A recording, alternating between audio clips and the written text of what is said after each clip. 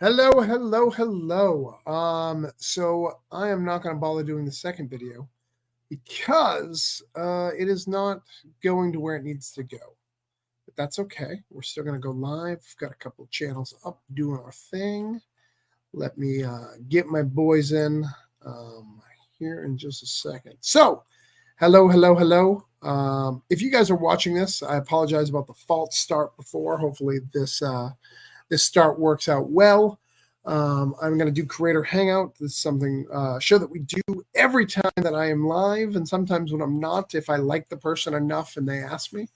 We're going to hang out with some creators. We're going to talk about comics. We're going to share what's going on. We'll talk a little bit about C2E2, just kind of a little bit of advertising. So if you're watching us on YouTube or on Facebook, let us know. Leave us a comment. Let us know you're here.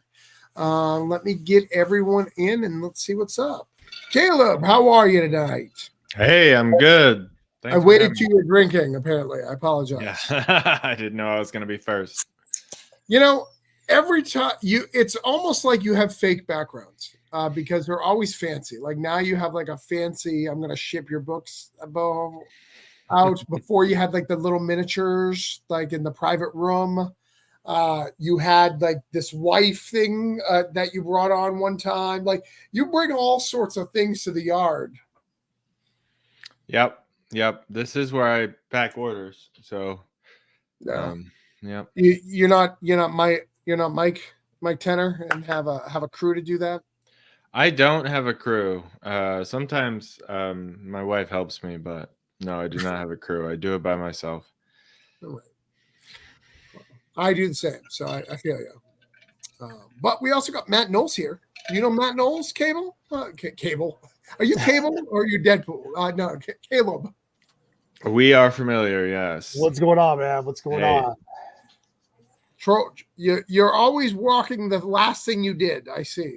Man, I got to, man. I got to rock the Troll Fest shirt, man. That's my boys. I saw those pictures. We'll bring David on in a minute because he also saw them. He was excited.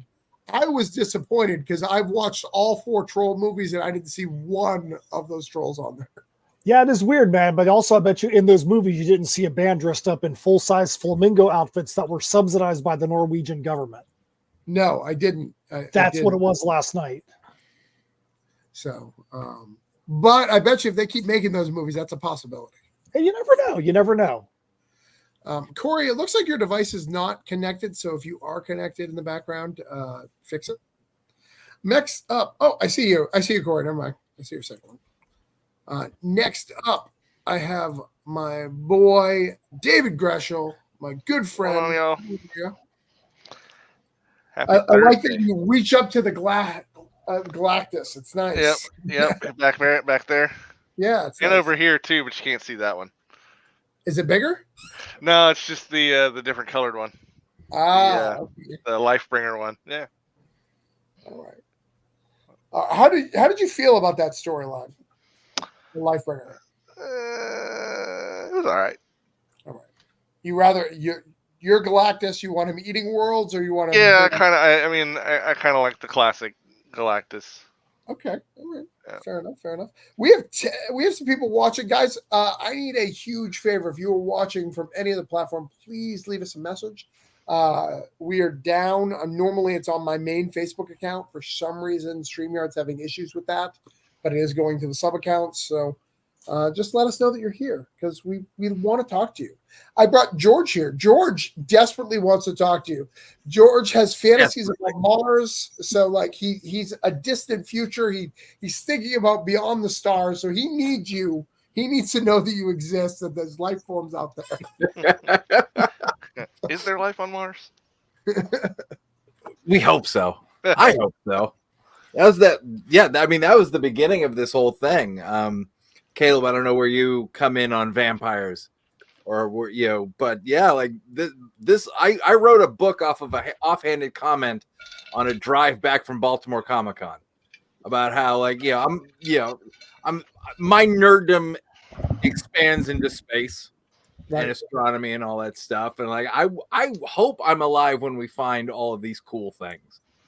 Or like, I'm just going to tell my son, like, come to the gravestone and tell me what's going on. And yeah, like the comment was like, yeah, I'd be a vampire if it meant I'd be alive to see the first landing on Mars and the first, discovery of, like an exoplanet with actual, atmosphere, that type of thing. Right. And like I said, you're stuck in a car for 8 hours, you're going to start making up stories. And so that's how it began. It's like, it's either that or just counting interstate, highways and license plate states. Well, you could be our buddy, Matt and I's buddy. Oh, well, Dave too. Carl Moline, who told me an abduction story, and then he told it in 4 different angles of like how he knows that there were space aliens. And he told me it 4 different ways, and said, but this guy saw it too, and he said it was like this, and that's because he took a long ride. So these things happen. John's here. John, thank you for making sure the YouTube works. I appreciate that. And Corey is here as well. How are you, Corey? I'm good. How are you guys? Good. I'm glad that Caleb let his beard grow out to the maximum length to make sure that we can have a beard party tonight. I appreciate that, Caleb. If I'm Caleb Palmquist right now, I'd be like, dude, what in the heck, man? Nobody told me I needed to grow my beard out extensively for the show. I try every once in a while, but I get vetoed pretty quickly. But don't feel bad, man. You're a handsome guy with a good chin. Like, you don't need a beard. Listen, I don't like to brag. I'm handsome with the beard, but when this thing comes off, it's a soft chin under here. It's not it's not Leno-esque. This is a good move for me. I hear it's a medicinal beard. Feel that. The more face I can cover, the better off I am always. I hear that. I want to go non-beard. I do, but my wife is going really attached to it. And I've seen you without it. I don't know if that's a good choice. right, I understand. I'm feeling my age, so if I could get rid of it for a little bit, I'd feel young a little bit. I'd feel fat, but I'd feel young. So for me, my facial hair grows so quickly. I'm just old enough to where when we were still in high school, we would get in trouble if we weren't clean shaven, and I would get stopped in many a hallway later in the day, and the principal would say, "When was the last time you shaved?" And I'd have to be like, "Honestly, this morning." And they'd be like, "Yeah, okay, buddy." I got a lot of that by my senior year. This is just kind of almost as like giving up on like trying to fly against gravity. Like a week and I've got a beard. I had a friend of mine in high school who was super tall and like hairy like a Sasquatch, like full beard, full everything. And then he was really into the Beatles in high school.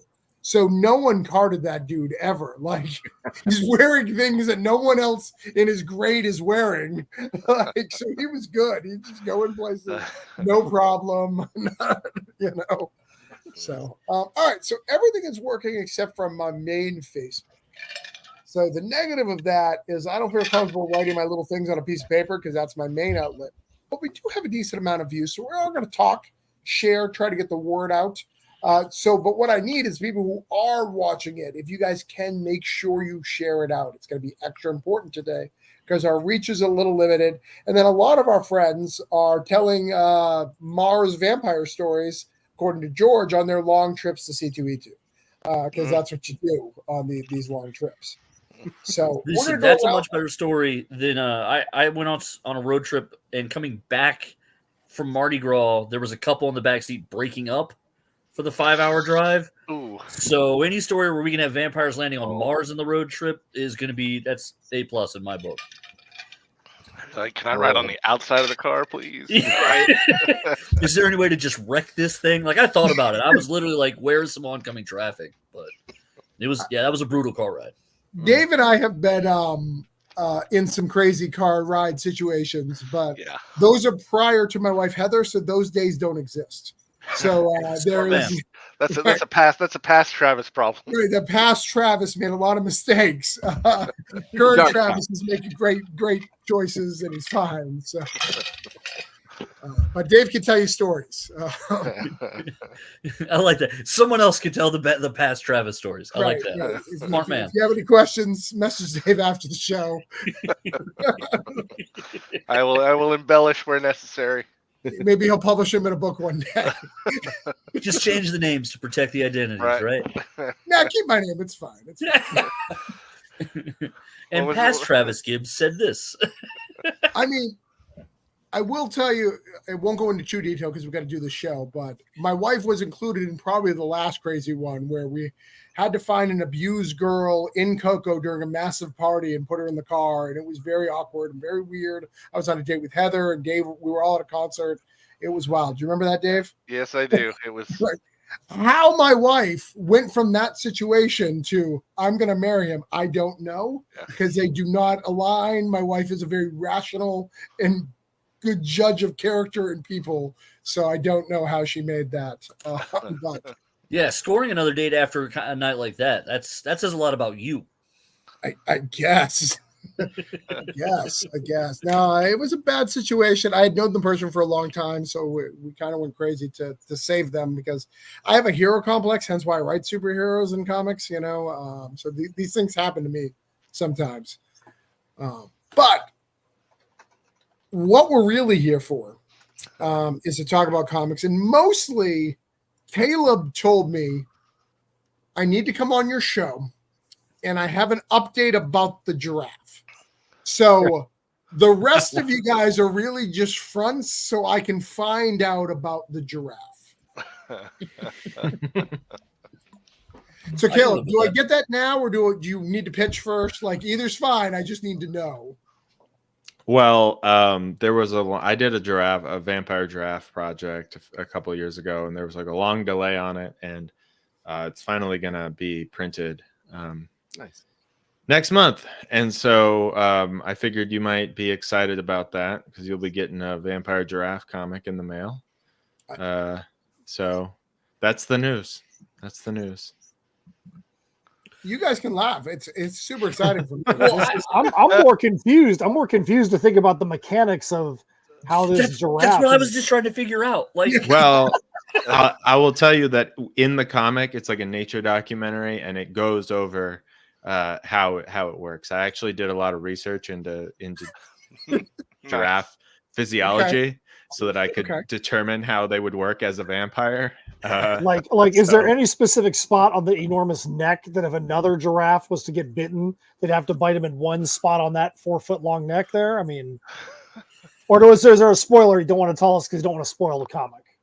Well, are you saying this is not in the comic? Come on, man.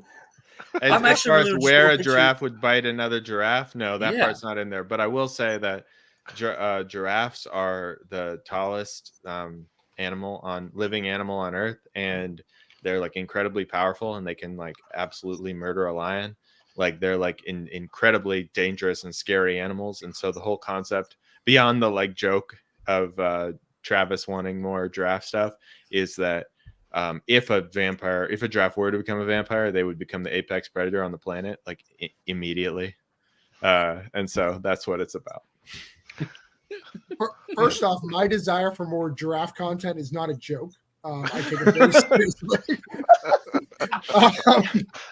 I feel when I look at things that have been created that I value, Spider-Man, of course, Spider-Man's great. I'm a big Gambit fan. Magneto is my boy, and then your giraffes is so it's up there, All You're right. like the Stan Lee of giraffe content. That's very I'm just flattering. picturing him taking notes and just writing things like giraffes have long necks. Like, what exactly are the research notes on vampire giraffes? Like, I mean, there's a lot of stuff. I mean,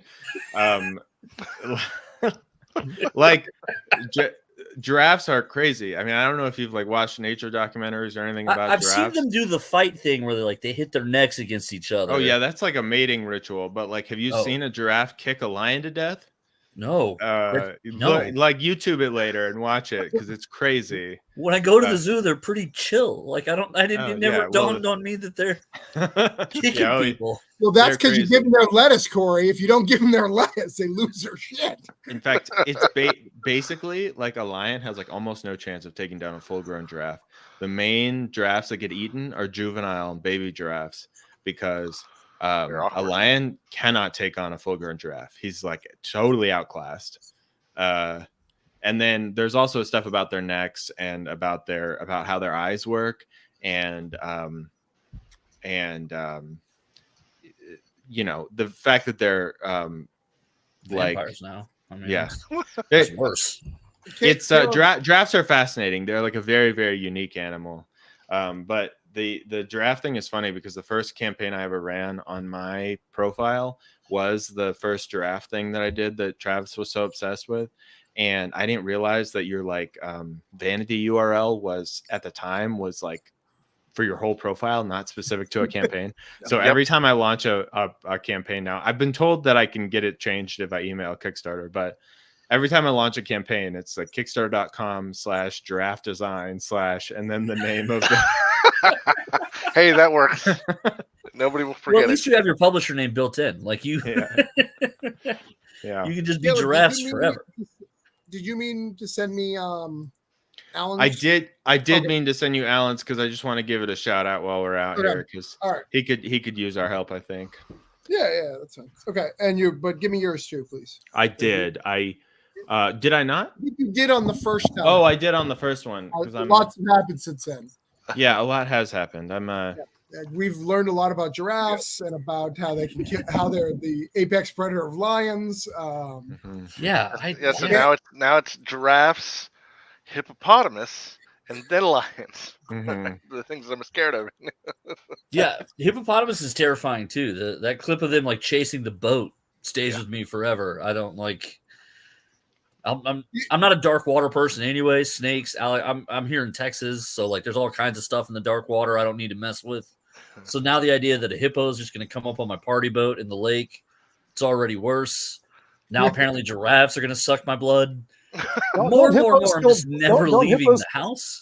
Don't hippos kill the most people per year out of like any animal? So yeah, that'd be weird. A hippo in Texas, man. Now look at you started.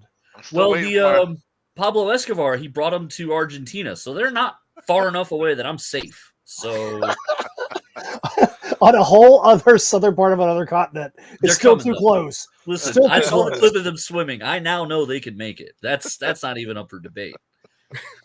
Still waiting for my horror movie based on Hungry Hungry Hippos. Also about the hippos, that hasn't been made yet. Like they just swallow you. Like they don't chew you; they just swallow you. So when you die, it's like a day later. Yeah, that doesn't sound like fun. That's a long time to be sitting there just getting like gooed up. Like I don't want to do it. I don't want to do it at all. Sarlacc. But they seem so nice. That seems so nice. I mean, I've seen them ballerina dance. Like, I mean, hippos seem to be. Is it possible we're just confusing fat with friendly? Is that what we're doing right now? Is that hippos? They seem lovely. Statement. Most things that are fat in nature are friendly. The only exceptions are hippos and, of course, manatees. Between the two, like everything else is fine. That's fair. That's fair, man. All right. So, speaking of animals fighting things, why are unicorns fighting my good friendly vampire detective? Is this because I told you I wasn't interested in the unicorn book? So you kept doing the vampire book, and now you're like, you're going to have to buy that unicorn book, Travis. Was this made specifically for me? So this is interesting. It's actually made for people like you because basically I have these two series, Unicorn Vampire Hunter and Vampire Detective in Space. And I kept having really stubborn readers who would only read one of those series and not the others. And I was like, you're not getting away with this. So, so yeah, it's people have been, it's like obviously this crossover was going to happen at some point. The main character of Vampire Detective in Space is a vampire, and the main character of Unicorn Vampire Hunter is a vampire hunter. And so, I invented a contrived reason for them to meet. And yeah, here it is.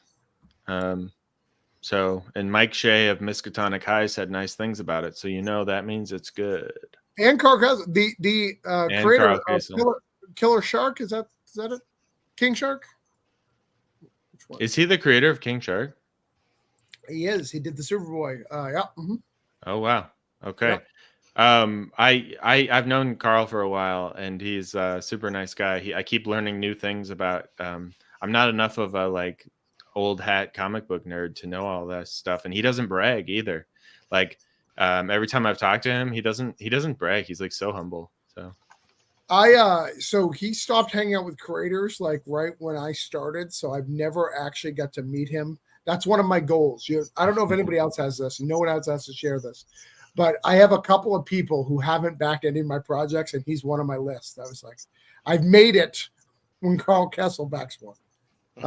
Prior to that, it was Phil Hester, and now he backs my stuff all the time. So I figure once I lock him in, so they meet.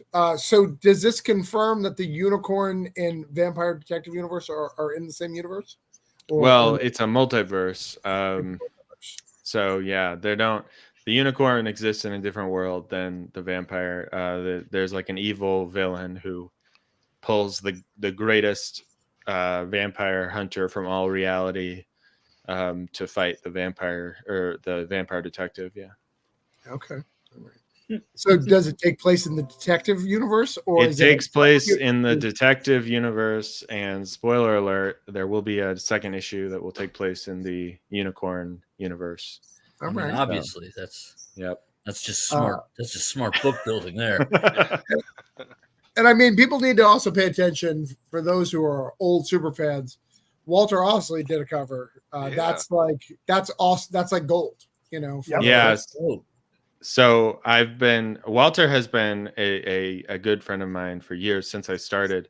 He was nice to me when I was a little nobody doing books that nobody liked, and I would hang out with him at cons down in Florida back in the dark ages,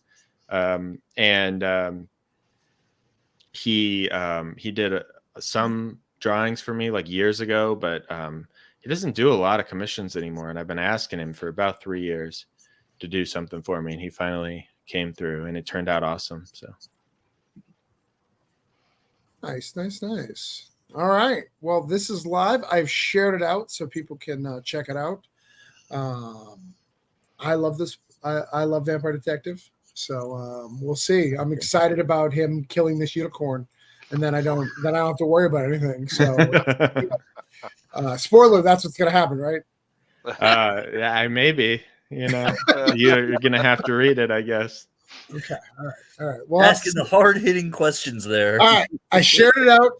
Let's see if we can get some backers. I'm still gonna write the backers down, but I'm not making promises. How's that?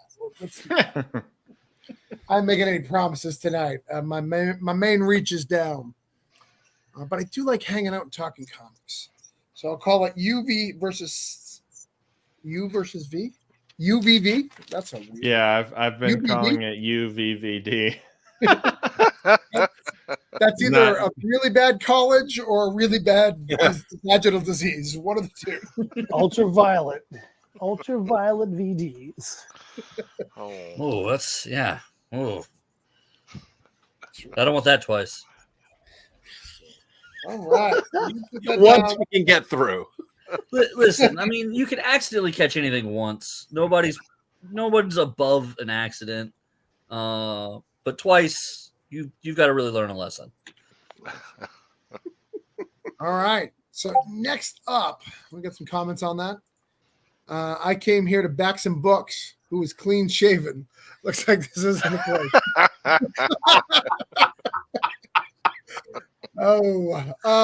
Well.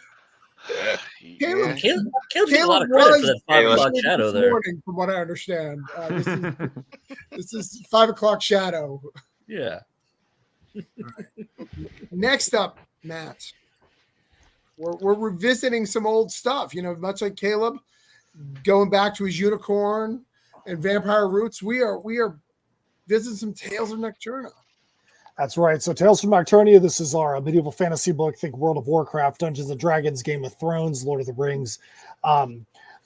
We had a lot of fun with this story. It's about Beninock, the executioner, who's trying to get out of the family business, but the kingdom around him is falling apart. Keeps trying to pull him back into a life of violence. Was our most popular title when we released it. We got to the end of the year last year. We realized we were almost out of issues and we needed to go get another set printed up. Steph and I took a look at it. We're like, what we've done has changed a lot in the last few years. Let's go back and let's re-letter the entire book, which at the time was 152 pages. It's now 160 with some of the extra content that we've added in.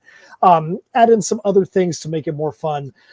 Bring back some of the most popular merch items that we had, like the Double Dragon shirts, the full-size Dragon Lord mask, but then also bring in some new things. Like we never did Double Dragon socks. We got the Stimblebane's horse heads in here. And it's a fun campaign. We knew it was going to be a tough campaign because a lot of the people that are our fan base already have the original version. And especially in this day and age, it's kind of hard to get people to decide, you know what, I want to get the same thing again, just lettered differently. And with the additional content, but it's still been fun. It's still been fun so far. We've got 8 days left. We got Jose Cardenas, who we met through Travis, that did that killer cover right there that shows off Beninock the Executioner and some of the other factions, good and bad, on the same cover.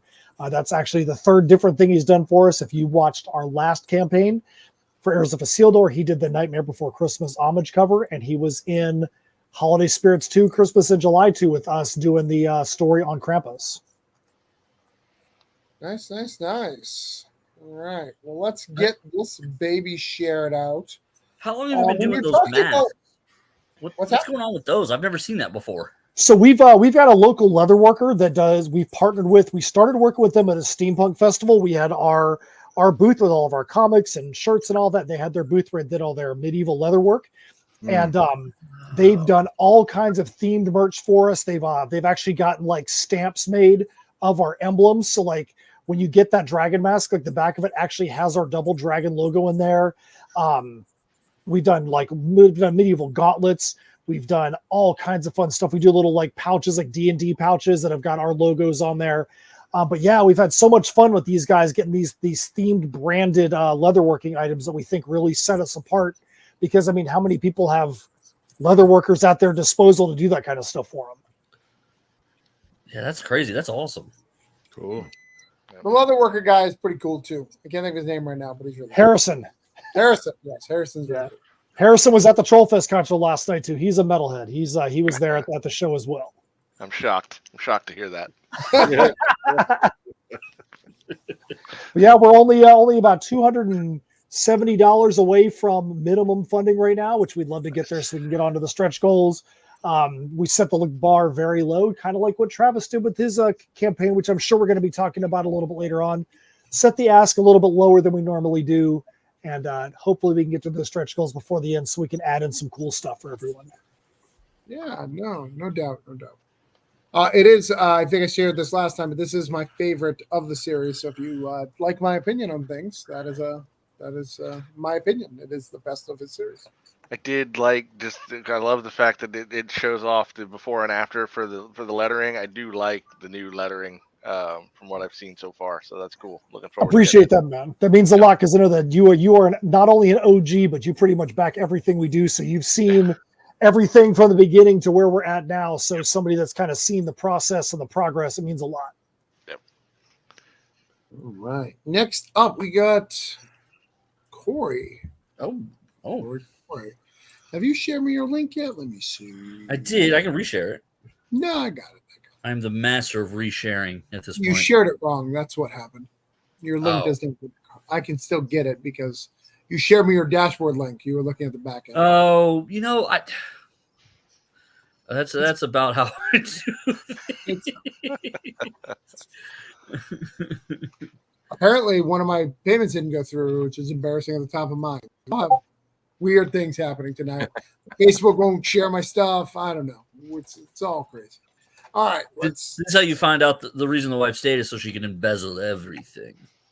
That would be unwise of her because I just give her everything like now. If I have it, I'm just gonna make bad choices. Just hand it over and be like, "Here you go, it's yours." Let me know how it works out. I may need some someday, so like save some and I'll ask for it. Yeah, keep some in a little jar somewhere for me, and then the rest. So this is the hardcover collection of about 4 years of work. Honestly, the the first 3 issues, I basically wound up doing like one a year in the Kickstarters. It's called DMA, the Department of Metahuman Affairs. I like to call it Chris Claremont's X-Men meets West Wing. The pitch is basically 5 people who are so broken that they probably aren't going to be able to save themselves are kind of tasked with the job of keeping people safe. In the first issue, the first couple of pages, I basically kill a team of Avengers or Justice League, and the government is kind of forced to go, well, volunteer heroes have always kind of showed up and saved the day.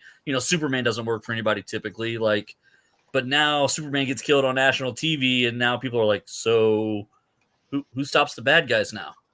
And so basically the government puts together a team, and they don't have access to the best people.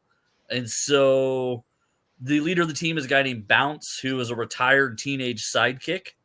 2 of the members are convicts. One of them is literally a weapon of mass destruction that they had turned off, and then they turned her back on because they thought, well, we kind of need it.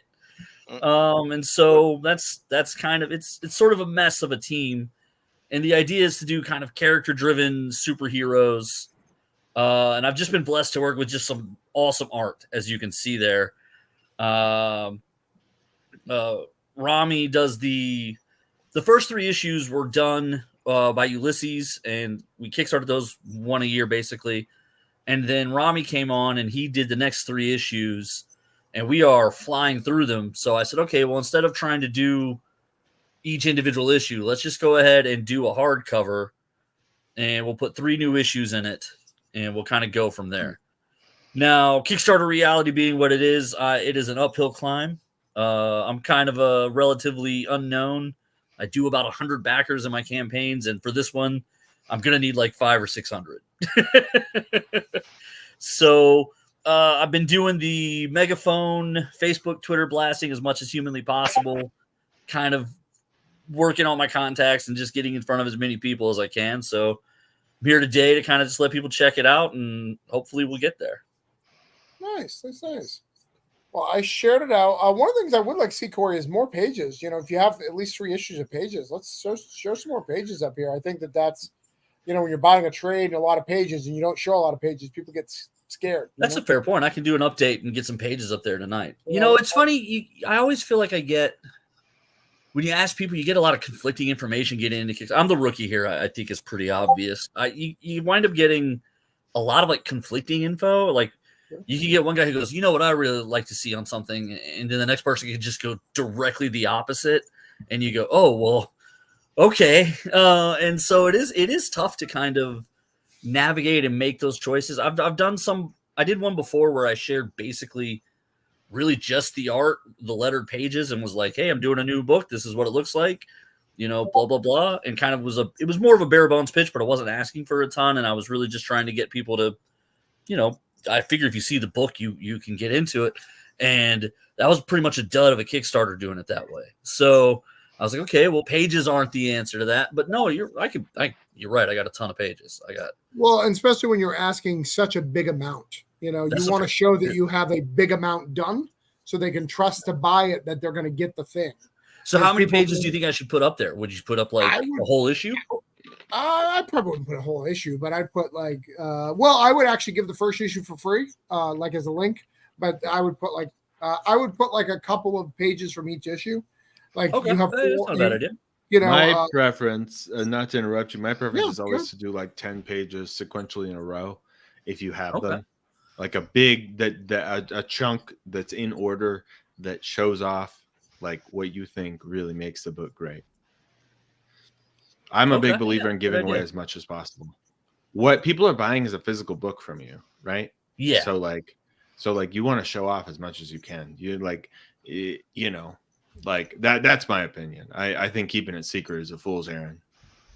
No, I definitely agree. And to be clear, my plan wasn't to be secret. Because I did them on Kickstarter, I kind of made the assumption, and you're right. I'm trying to attract new people anyway, though. So that's a good point. You're right. It's weird how you get in your head about stuff, right? And you think, oh, well, obviously this is, and then you're right. Yeah, no, that's a good point. Okay. Yeah. Boy, that was all over the place. That's a great sales pitch right there. So what was it that made, what was it that made you decide to set your ask as high as you did? Because that is a really high ask. What was it? Honestly, just the math of printing and shipping. These are going to be hardcovers. So the quote that I got was about $11,500 to print 1,000 of them and ship them to me. So for me to get landed 1,000 copies of the hardcover, which would give me so one thing I learned I did wrong these first 3 issues was I basically printed to order.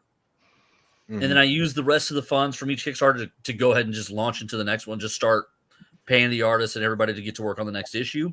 What I should have done was ordered larger quantities of each issue, and then I would have had a back catalog that then as I sold, I wasn't constantly reprinting, and then I wasn't basically burning money. Basically, the return has been less each Kickstarter because I kind of did it backwards. So this time I said, okay, well, let me get enough copies of something so that I can go to shows and have something that I can put in the next Kickstarters to give to people also. And so 1,000 is kind of the minimum print run on these on a big hardcover, 200 pages like this. And so, yeah, that lands at like 11,500 to ship those across the country is probably going to be another 3 to 4. So that puts me at 15, and then Kickstarter's 10%. That gives me a wiggle room of about $2,000, so it's not, it is essentially going to printing and shipping. And then hopefully if I'm mistake free, I've got a little bit to start on the next thing. I mean, the logic is sound, but there's a lot of things in between that make that really hard, right? Yeah. You don't actually need to order 1,000. So that's going to make that really hard. I know you want to, but you don't actually have to. Yeah, if I wind up here with only 200 physical copies, I'm not going to order. I'm not going to sit on 800 of them because. And then even if you order 1,000 hardcovers, believe it or not, are harder to sell. In the grant when you're doing when you have a big table of stuff. They'll buy soft covers first, so that which also really? makes it interesting. I like hardcovers more. Is that really? You can sell hardcovers for a lot more, but you'll sell less, but they'll sell for more. But you got to think when someone's gone to a con, they've gone through celebrities, they've gone through their comic creators that they like. You are the third fiddle. You have to have something that they know, want, trust before they buy a hardcover, or they must have it. And it's not that I don't sell hardcovers. I sell several hardcovers every time I go, but I sell triple softcovers of this thing. So. Corey, can I ask, do you have a mailing list? Are you doing a mailing list? No, I don't. I should. I don't. What about, have you done BackerKit launch? No. Okay, so step number 1 after we're done here, you need to go sign up for BackerKit launch. It's not too late. That's essentially a mailing list that will email every single person who's ever backed one of your projects before. And with the link to this new project, it's like a mailing list. Like pretty much everyone who's killing it on Kickstarter uses a combination of a mailing list and BackerKit launch. Yep. And so at least if you've got that BackerKit launch, you're accessing all of your previous backers, and those are your most prime audience. And so that's like a good first step. I will say that when you sign up for BackerKit launch, it'll say how many people do you is in your audience, how many people is on your mailing list or whatever. And then it'll say, what is you expect your average pledge to be? And it'll tell you that you should set your goal for way lower than what you've set it for. I'm just instructions. I'm just telling you that's what they'll say, but you should still do it. It does cost $100 to do BackerKit launch, but it's worth its weight in gold. It's definitely. I mean, listen, I'm catching bad news all around. I stay positive because I'm insane. But no, I'm in creator groups, and as I was sharing this, people were like, "Yeah, your number's high," and I was like, "Well, I mean, math wise, it's not. If we don't hit it, we don't print." So. And they're like, no, I know, but you're asking for more than you're going to get. And I was like, okay, cool. Thank you for that. And everyone's probably right. They're geniuses. They're guys who are, I don't want to say his last name wrong. The White Ash guy. I'm in a group with him. Charlie Stickney. And he took a look at everything, and he was like, you're going to need a lot more followers than backers than you've had on anything that's in your history. And I was like, cool. All right. But my thing is, if I don't take the chances and make the leaps, then I'm going to be doing the same kind of, 100 backers at a time over and over and over again. And that, yes, I'm still making comic books, but am I walking when I want to be running? Yeah. And so every once in a while I go a little crazy and you got to run. And so I take all the advice. I'm Backer Kit's going to be where I look after we close out here. And I want to take all the steps to win, but I hate waiting. I can say to tack onto something that Caleb said, which is really true about Backer Kit launch and having a mailing list. I think there's 3 people in the industry that if they ever say something to you, you have to listen.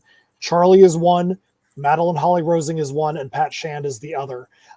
They all are very, very well versed on the platforms. They're making a lot of money right now. But the thing that I wanted to bring up about them is every one of them has got another piece of the puzzle that they're able to take a fan base from elsewhere and bring to the platform to support them. Pat has done some major comics for major publishers. Madeline and Charlie have got connections in Hollywood, in LA, things like that. So they might be putting big numbers out there, but they've got connections in arenas that a lot of us don't.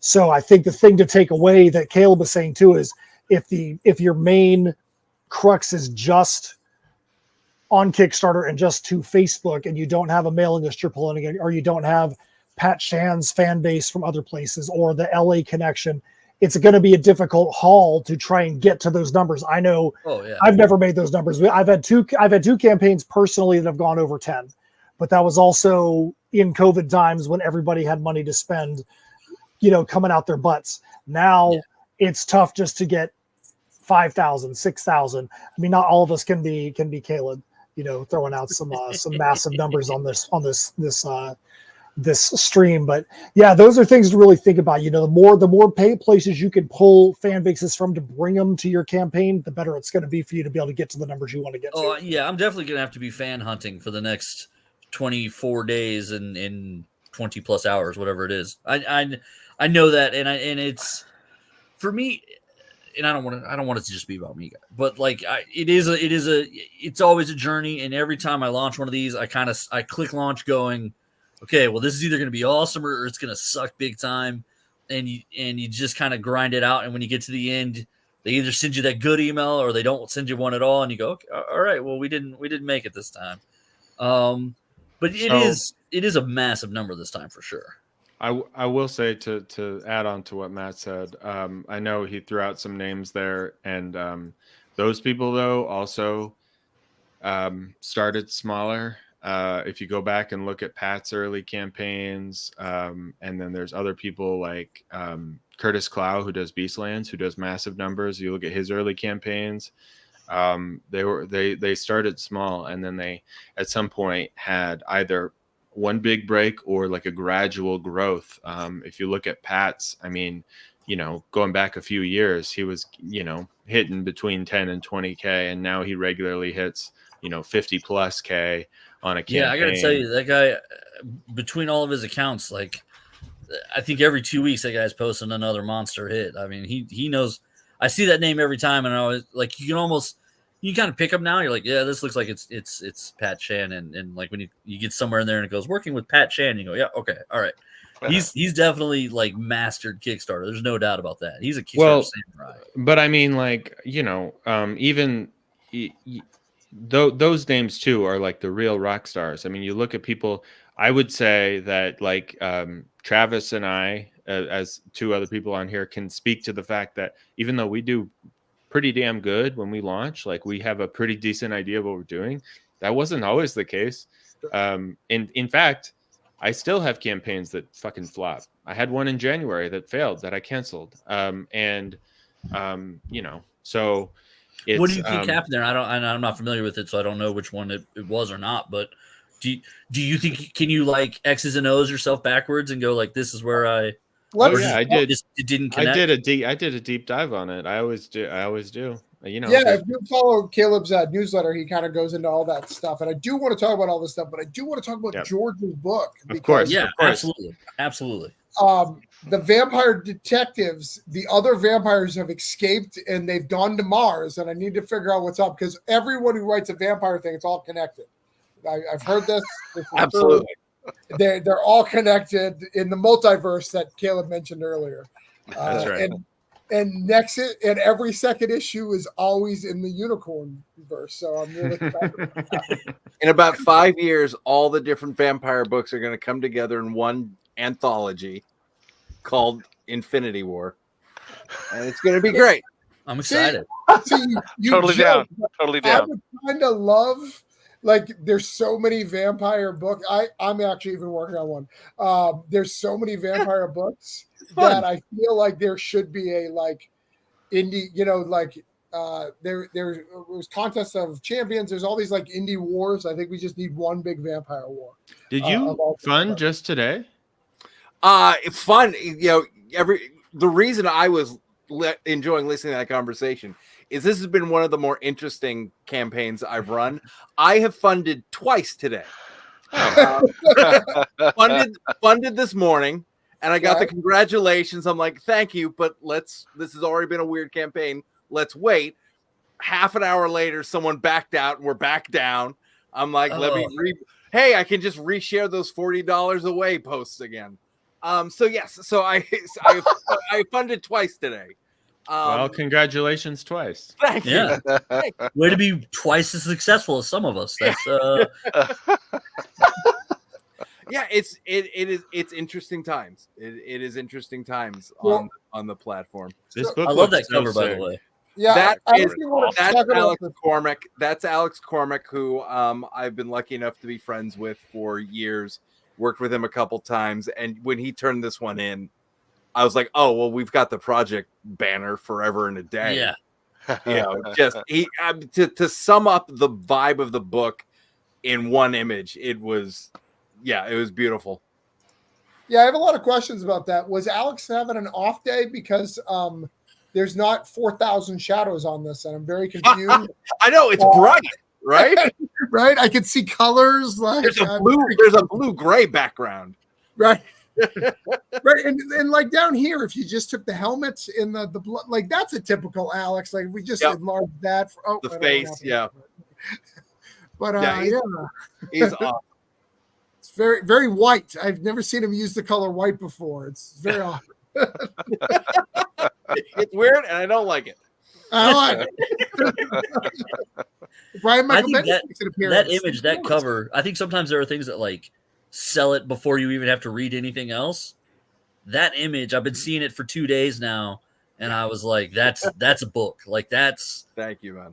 that image is so just, I'm gonna say badass. I don't know if we can curse. That image is perfect. That's a badass. Like that's a great cover. Have you ever heard the pitch for Travis's book, Guns, Violence, and the F Word? Yeah, I think that you're allowed to curse. Okay. I love that you say that, but censor it when you say it. So That's literally what the pitch is. That's literally the pitch. But that would imply that you can't say that because you said F word. Because you said the F word. Yeah, he's right. Like, Excuse me for paying attention to your pitch and saying it the right way. Jeez. Anyways, tell us about Vampires on Mars. Yeah, so it's a sci-fi horror dark comedy mashup about a billionaire who is desperate to be the first one to land humans on Mars and realizes that humans just can't make the trip. But his ego's way too involved to just let it go. And so somebody makes a proposition he can't refuse. And so if humans can't survive the trip to Mars, don't send humans. And then so we shoot vampires into space and it all goes to hell in the most wonderful way possible. That's awesome. And so, that's like the chocolate coating. As we were putting the book together, what we kind of realized is this is a book that is, when we're doing it right, it's exploring how much of our humanity do we have to sacrifice to achieve at the highest level. So like I said, you call a book Vampires on Mars, there's an expectation of what you deliver. But we wanted to kind of make sure that there was more meat on those bones. Nice. That was a great pitch. Do you want to pitch my book now? That was great. I'd love to. The X factor is I'm an advertising copywriter. Oh, okay. So like I have been trained to get the point across as quickly as possible. And if we're all writers here, we also know at the con table, nobody cares about the words. You know, it's the pitch, it's the cover, and it's the interior art. So no one cares. No one wants to read. You know, and once you make peace with that, everything else is easier. There's definitely at least been the one time where we've all gone, yeah, I wrote it, and they're looking at it, and I'm like, you wanted me to sign it? And they're like, nah, I'm good, man. Don't worry about it, brother. I think the famous one is Tyler James tells a story where Alex pitched Sync to somebody, and they bought a whole bunch of copies, and as he was walking away, because his intention was to flip him, that actually sounded pretty good. I may actually read this book. Beautiful. This is a good book. I love Sync. Yeah. No, I think this looks great. So what's been going on? I know you and I are in a few circles together, but we don't hang out very often. So what is going on? Because I've heard about it going up and down. I've heard it's been kind of weird. You normally do really well on your stuff. I mean, everyone loves Charlie Spot, whether it's from the original or from the CEX. So what's up? What's going on? I think a couple things. Unlike I think I went into this campaign setting it with an obtainable goal, but that I'd have to work for, because I realized in the past couple campaigns, I either set it low or like easily obtainable low. And then by about the midway point, I'm like, I'm funded. I'm not going to pay attention today. Right. I'll take the weekend off, that type of thing. But there's not going to be a better spokesman for these books than me. Right. So this time around, I wanted to stretch myself dollar-wise, backer-wise. I didn't think it would be this hard to get up. But it is what it is. Speaking to Tyler James, the first week into it, I'm on the ledge panicking. And our group gets together, and it's a great group because, they let me kind of boo-boo face and panic for, 5 minutes.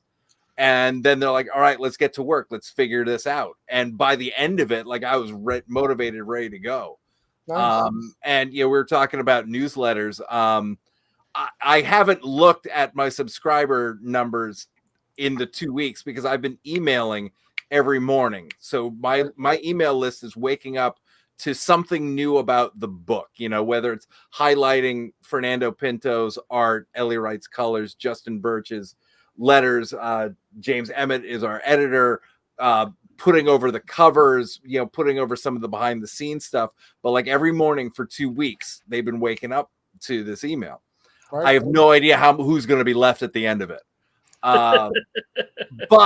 But I'm a give me something to do type of guy. So writing these emails and sending them out is at least make me feel like, I'm doing something to try and help this, because I think we've all run into the fact that, Twitter, Facebook, like the algorithm just fucking hates us. Just, we're trying to create stuff and they don't want that. Well, they want you to create, more little video content, about their products. For them, yeah. But we all know, God forbid you include a link. Right. Yeah. Don't ever include a link. Your projects we love, so somebody loves you. So I want you to know that you're loved. Yeah. And it's, and also, so one of the things that I'm really excited about this project is, as you've been scrolling around, I got astronomer Phil Plait to do an exclusive interview with me, about the current state of Mars exploration, the real life difficulties and science involved in getting us there. And then, of course, breaking down, please note the heavy air quotes, the science of sending vampires to Mars. And he was wonderful. It was definitely one of those, I'm glad I met this hero.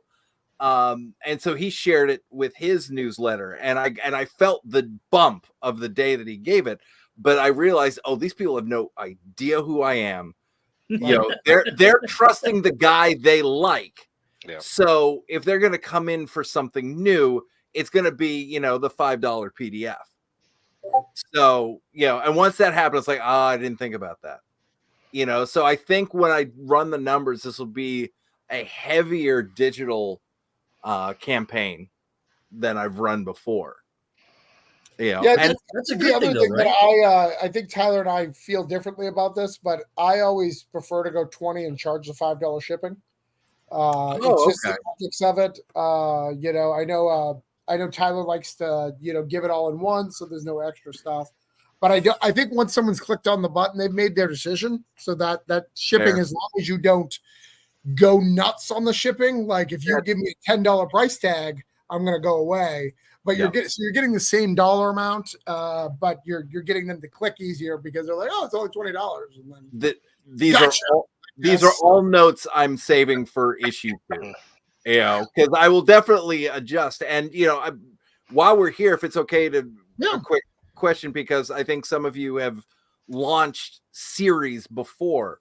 My question that I'm starting to ask is, all right, how much extra of issue number 1 should I print to have, you know, for issue 2, 3, 4, that type of thing? Do you guys have a rough number or rule of thumb that you use?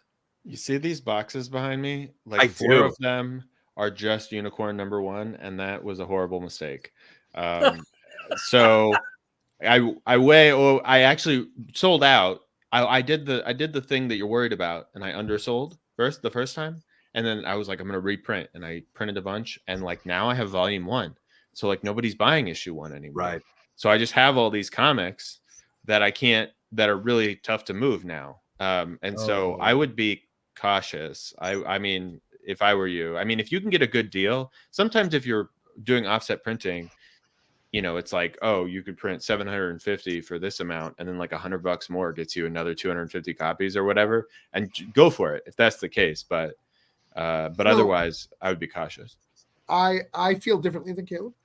Not crazy amounts, because I don't buy crazy amounts, but I know that I'm going to need the issue 1s for every subsequent issue. So I always get cover A. But what I do is I get rid of all the subcovers if I can. Yes. So I will normally keep 2 covers, like a cheap one and an expensive one. So I'll have a tier as I go forward: cheap, expensive. And that's, so there'll be a complete collection cheap and a complete bunch expensive. All those other ones need to go because they don't sell well at tables. At cons, you don't really have tons of time to sell variants. You know, it's really good to just kind of have 2 and go. So pick 2 that you like. So obviously pick Alex, and then whoever else you like, because Alex is amazing and that cover is amazing. And then go from there, you know. But, you know, expect to, I would at least consider ordering triple what you sold in the first issue, because you're going to need it for 4 issues. It's going to get slower, but you're going to at least need that. So whatever you need for cover A, triple that as extras to make sure you have it. Yeah, I will say. Go, Caleb. Well, just real quick, I just wrapped recently Dragon Grit number 1, which is a brand new series I launched. And I'm going to have about 500 copies I have to send out. So I ordered 1,250 copies of that issue 1, because I'm expecting I'm going to be doing issue 2 and 3 this year of that book. And so I want to at least have enough to get through those first 3 campaigns, right? Selling through on the catch-up bundles. If you know, like that, if your series runs long enough, eventually you'll have to reprint, unless you printed a stupid amount. Yeah, definitely you want to be. So my math there, Caleb, by my math, you're talking about like each subsequent book, you're going to have a drop off of about 100 people wanting issue 1 again. Yeah, I mean, like you're getting 500 on the front, and you got about 700 left. So you're going what, 4 and 3? Yeah, I mean, what you can expect is that you're gonna have, I mean, best case scenario, like 30% of your backers are going to be brand new when you come in for issue 2, right? Like you're not going to get a huge number of brand new backers on issue 2. So anyone who backed issue 1 isn't going to want issue 2, right? Isn't going to want issue 1 again. Is what I should say. they're going to just want issue 2. So, Okay. Yeah, I think the place to be really careful, because I made this mistake with some of our issue 2s, because we've had multiple series that we've launched, was that we're like, oh, we have 6 covers for issue 2. We got to make sure we've got enough of these. So if we want to take a small amount of these to a show, we have them. But then you don't realize, oh, well, I just got a small amount of 6 different covers for issue 2. And now we get a small amount of different covers for issue 3. And then you're like, we've got hundreds of variant covers that, unless the art is just crushing people, nobody's going to want those, because nobody's going to come to your table at a show and be like, oh, I just want to get issue 3 of this series I've never heard about before. Yeah, So right. if you've got those issue 1s, that sometimes those issue 1s can become like business cards. You might be like, I get them for a cheap enough price. We have times where it'll be like, you buy $25 of stuff at a table, we'll give you an issue 1 from one of these other series for free, ones that we know we're not going to sell. And that might be the gateway to get them in. But yeah, be very, very careful once you get past your 1s to not overprint, because then you're going to be stuck with stuff that's going to be almost impossible to move. Yeah, I would say issue 1 is the one that you want to overprint on, if anything. And then I agree with these guys on the variants. I literally order variants to order now for Kickstarters. I'll order like 3 extra just in case of printing errors, and that's it. Because I can't sell variants. I used to do like a mega collector catch-up bundle thing where you got all the variants from the previous issues and whatever, and it just like maybe one person would buy that because it'd be a stupid price, and I just stopped offering it. Cool. So it feels like a 2.5 to 3x on Yes. top of cool. Thank you guys. I really appreciate that. All right, Dave. Yeah. So your book is very confusing to me. Okay. Which is not a surprise. Right. there no pictures? Mostly What's going on? because Why is it's mostly he because there's hasn't shared the thing yet, I don't think. a lack of pictures. There's really no comic books in it. That's true. There's not. That only happens when I send stuff to you. Which is confusing. I mean, I've got a whole shelf of your stuff. Yeah. And you use bigger words than I know sometimes, and that makes me feel dumb. I've been meaning to address that for a while.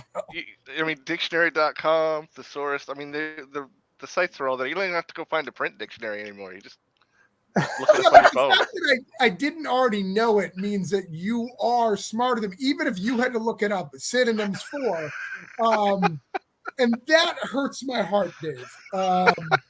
And I've been meaning to address it. I felt like since we're friends and we see each other often, that it's best to do it on the internet. Right. Like this is the way to address like in this form right here. in this form. Right. I feel that this is best. So, Dave, tell me why you're smarter than me. And we don't got that kind of time on this feed. Oh man.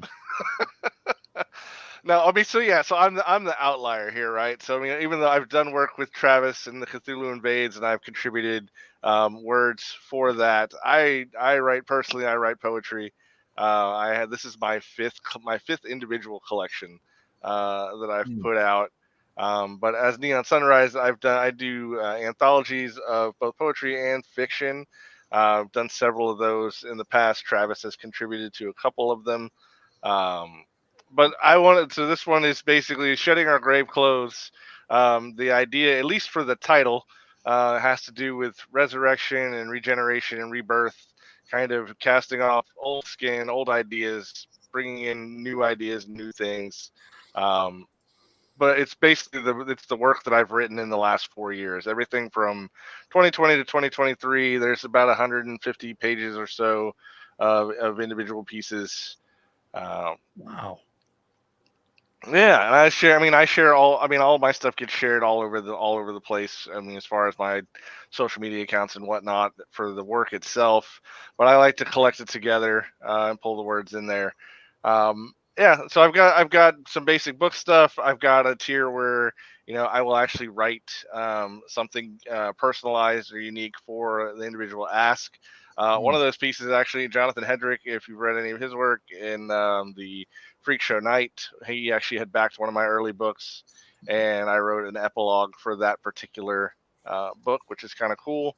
Our friend Gambit has done that fantastic T-shirt for me for my performance art alter ego. So Electric Infamy is the name that I use on Instagram and all the other places that are not Facebook. But it was fun to get him to design something that he was like, I really like this, and I really wish this was my design for me. So that was kind of cool. Yeah, I'm just trying to basically make enough to cover the print cost, to have some stuff to have at shows. I've got a show coming up in June down in Wellington, Florida. See what else I did. I did a spoken word session this past Friday that was pretty cool. That was a lot of fun. Nice.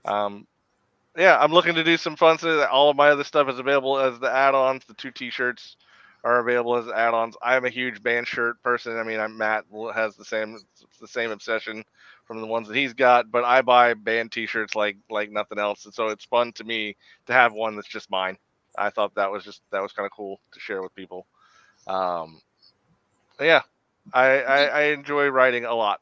So That's awesome. For those who don't know, he's done. Yeah. He did all the poetry for Oz and Neverland and all. And there's a Wonderland around here somewhere. Yeah. So he's done all that poetry. So he's been around.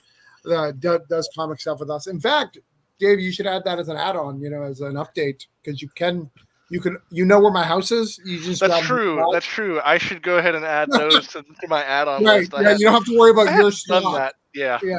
And it gets weird to me when I know that I've contributed, but they're not mine, right? All the poetry is yours. That's true. Yeah, that's 100% yours. Yeah. I mean, and this is an example of one of those bywords, bisecting shadows. Does that mean the shadows are bi? Like they go both ways? Exactly. The shadows love female and male equally. I mean, and sure they do. Why not? Everybody's got a shadow. Right. Oh, I see what you did there. Unless you're Peter Pan, and then it kind of disappeared. Well, yeah, is Peter Pan the shadow bi? I mean, why not? All right. So for those who don't know, basically a poem looks like a meme. Is that what it is? Is that what's happening there? It's just words.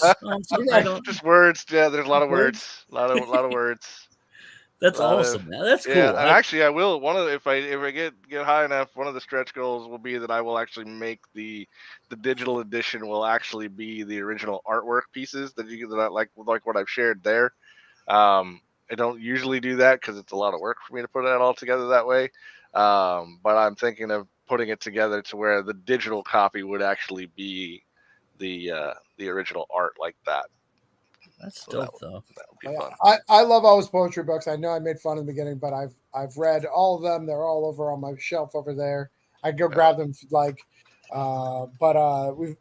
got a great collection. Dave's a good friend of mine, writes some good stuff. So if poetry is your thing, check it out. If poetry is not your thing, enlighten yourself. Have a heart. Grow as a person. And you like his Cthulhu stuff. So, you gotta. If you like Cthulhu, you have to like his poetry. It's just I will be collecting all those Cthulhu ones into one volume too. That'll probably be next year. We'll put that out. Yay! I've been trying to talk you into that for a while, so I'm excited about that. Yeah. I told him waiting for you to actually do the last one that actually ties that first one all together in the final story, and then we'll. That's writing, and writing requires time, and it's hard. Wait, hold on. Pretty rad to see something in addition to comic stuff being pushed here, Travis. Yes. I want to jump, and I don't want to offend anybody. Yes, it is. What a measured response that was. It is called Creators Hangout, not Comic Creators Hangout. So I do allow other people to get here, but it's harder to make promises, especially when I'm live and I can. Normally what I do, George and Corey, I can't do it today because I don't feel confident. I'll write down your stuff and I'll make sure it increases because I have enough reach to be able to do that. I do not feel confident when my main source of reach is down. Yeah. But Travis, I think that you'd be doing them a disservice to not at least give them a sample of what you would do Yeah. if you had people out there listening. I think they need to hear, and you need to keep those muscles in practice for how to get pissed off at people. All right. Well, first things first. Who is Lazy Horde? Which one of you guys shared it to Twitter? George. Here's the thing. StreamYard lies to you. Twitter, all the people watching now from Twitter, it lies.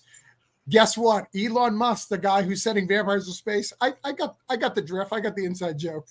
I thought we had covered it so well. right. I know.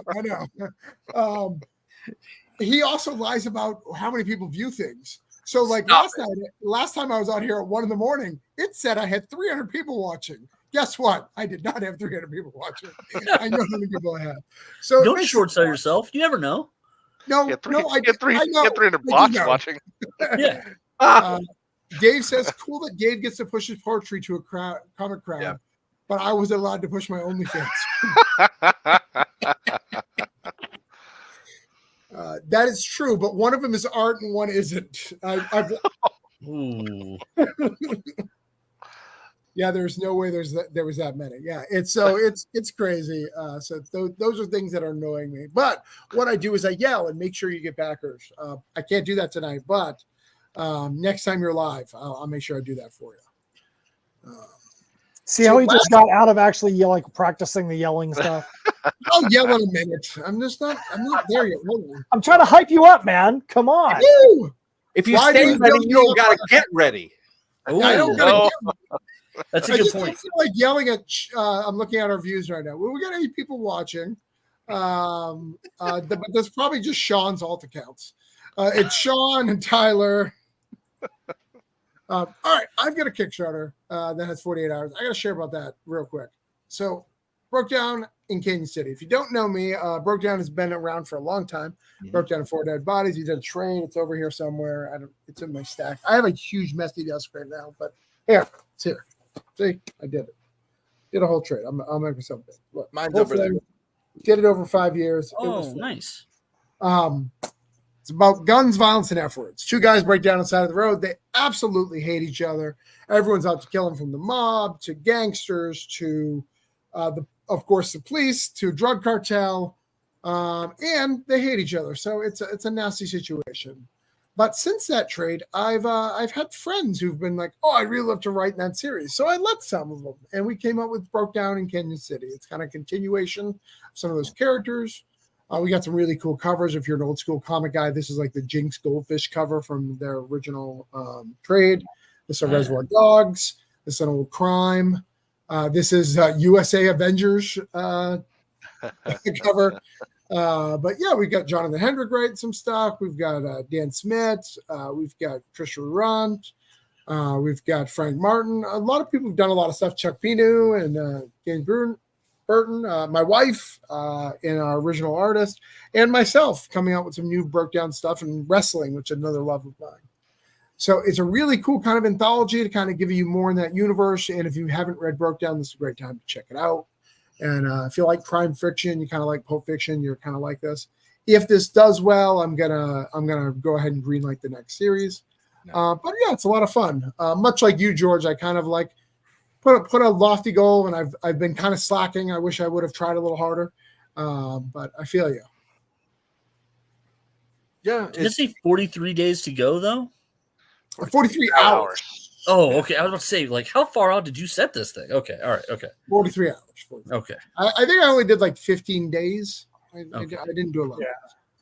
Yeah, note to self: never set a campaign to 43 days. Don't ever, if you ever decide to do that, slap yourself in the face. Yeah, I did 28 days with this one, and as I was even clicking on 28 days, I was like, oh my god, this. Well, if you need that much money, that's a different story. When I do Cthulhu's, I do.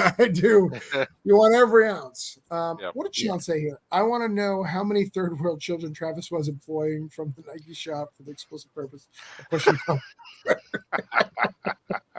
Is China still third world? I thought we agreed to move them up to second. I didn't realize they have houses now, suburbia. I thought. I mean, is China a third world country when they like basically make trade with them. everything. Like I don't know, they got to be second world at least. I mean, now, right? yeah, they get paid better. They don't have good unions or Yeah. any. That's weird. That's Have they tried talking to each other about that? That seems odd. Wonder if someone's using the internet there. If I see a campaign over 30 days, my spreadsheet tells me it's a scam. Some people, they're new and they don't know any better, and this shit's intimidating. Like even when we've been, even when you've been doing it, longer, it's intimidating. So I get it. Well, and sometimes people do a strategy, like and they schedule out their stuff, and I can't get on this podcast. I have good faith, and it's on week 5, so I want a few more days. So I don't know. I ran the Dragon Grit #1, which I ran last month, was my most successful #1 ever, and I ran that for like 34 days. Wow. Yep. So I mean, we all have like this weird survivor's like shake when you say 34 days. Like oh god. Oh. Yeah. How are you feeling at like the 30th day into that campaign? Were you sick and tired of waking up to that every day? Or were you like, dude, yes, another month is starting and I'm still in this campaign? I mean, it was that campaign had a lot of organic growth throughout it. And so I felt really good about it. If it had stalled out like the way my current one is stalling out, I would have felt way worse about it. But it had a lot of organic growth. I don't know what the secret sauce there was, but that was my strategy right now that I'm sort of formulating is that for new series, I run longer campaigns and things that are longer in the tooth, I run them shorter. That's always been my stuff. I run 30-day campaigns on issue 1s and then less as I go. Yeah. I saw Mike Tinner is kind of somebody who started kickstarting right around the same time as me, the Black Jackets and stuff like that. And he and I kind of Facebook message a lot. And his timing advice is 2 pay periods. And I think that's really like, so at least 21 days, I suppose. Like make sure you cover at least 2 pay days. I thought that was really smart. I said that's a good way to think about timing. Not that I give you advice. I just he said it, and I mean, that makes sense. Something that both Pat Shan and Mike started doing was ending on a Friday night, and that's something I started doing because I think it makes a certain amount of sense for sure. I wonder where mine ends. I wonder if I end on a Friday night. Yeah, I end on Friday nights as well. Yep, same with us. I don't know if it really makes a huge difference, but what it does do is it makes sure that you have a better chance of making sure less backers error. Because if they got paid on Friday. Well, I think too, we used to end on Sunday nights a lot, and we realized what would happen if you ended on a Sunday night was that 48-hour email would go out to start the weekend. And people like, oh, I've got nothing to do. I should go cancel my pledge. And by doing it on a weekend where people were a captive audience, we actually found the negative of that. By ending on a weekday where it was going out on a weekday, there's been much less of that, seeing that stuff go out and people getting alerts and all that, and then going and canceling pledges. Okay, mine ends on a Monday, so that's good news, man. Appreciate it. I mean, ultimately, though, all that stuff you can mess around with all that stuff, and it's hard to say what really matters. There's so many factors that it's almost impossible to isolate, like what day you launch or what day you end, making a gigantic difference. It's a lot of what we're saying is gut feeling, so I wouldn't put too much stock in it. No, I do and I don't. So like I'm with you. Like I know you guys know what you're talking about, but also it's like, well, I already set the schedule, right? Like I wouldn't stress about the day you're ending. Okay. Let me get up on the yeah, let's talk about Alan. And so Alan, because he's not here, I'll share this. Alan is probably one of my favorite writers who I've found in the last little bit of time. He's really, really talented. Don't tell him. Oops. I did it bad. What happened? I spelled it wrong. Okay, there we go. Now I can speak on behalf of Alan. I changed my name? Are you? Oh, I see. Okay. Here, I'll make it big so everyone can understand. There you go. Alan is here to make it legit. to speak about Alan's campaign, the Harold and Kumar Supernatural Western. Yeah, something like that. This is a book that Alan is. If you guys don't know Alan is super cool. He writes a book called Focus Hocus, and Horus in Hell. Grandma Chainsaw is another one. Alan and I work together sometimes. It's just a really cool dude, and he made this book with a guy named Ruben Mocho, and they're collaborating on this book. It's super cool. It's sort of about an immortal dude on a quest. It's like a big mystery box thing about who the dude is, but he's basically like a sort of demonic, eternal living dude, and it's a Western. It's just super badass. I've read the first issue. This book is awesome. Honestly, this book should be making like 20K, and it's criminal that it's not. I think the art on this is amazing. The story is really cool. Yeah, it's probably not the way Alan would have pitched it, but I love this kind of thing. Obviously, I love fantasy westerns because I wrote one, but this is very different than that. It's more like a supernatural horror western. And there's a lack of dragons. There are no dragons in it. That's true, but there are demons and cool shootout scenes and stuff. Yeah, I would definitely anyone listening, definitely check this one out. Yeah, I think Alan's a great writer. I think he's very, very talented. He's gonna. I love that first cover with the smoke coming out of the top of the guy's head. That's pretty dope looking. Oh yeah, for sure. I also recommend.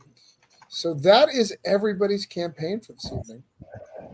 We have done great things. I know it's getting late, so I'm going to allow people to go. But is there anything else you guys want to talk? I think we had some great discussions about Kickstarter and doing stuff. Hopefully people will get the replay and watch and back and support. George's book only has 24 hours probably left, right? Yep, tomorrow midnight. Yeah, so we've got to get that. I've got like 48, so I've got a little bit longer than that, but I'm down to the wire as well. 43 actually, I think is what Corey just said. So we've got a lot of stuff. Dave, how long you got left? I've got like 20 days. So okay. Matt, you got like a week, right? Yep, 7 days for us, man. Okay. And Caleb, where you at for? I got 15 days to go. So, you got a little bit of time if you're watching this to do things. I'll probably try to come back next week, even though I'm not going to be live, which is against my rules because it doesn't help me. But for those around, we'll try to get some more stuff. I'm willing to hang up for a little bit, but does anybody else want to do anything else or give another pitch to their book? I'll gladly bring it up. I was just going to say to anybody like listening, like, don't be afraid to reach out. Caleb reached out to me real early in the process. Like he had found my book. It's like, hey, we've got some Venn diagram crossing over, do you want to share an update? It was like, yeah, absolutely. So and a few other people have done that throughout the campaign, and books that I don't know if I would have found if they didn't reach out, and I think has a crossover. So yeah, don't be afraid to I think I'm gonna do that. That's a good idea. George, you should know, Caleb, in all the updates he said to everyone else, his unicorn was stabbing that girl in all of the pictures. I don't know if you knew that. Just murdering her. We should have done the crossover pinup.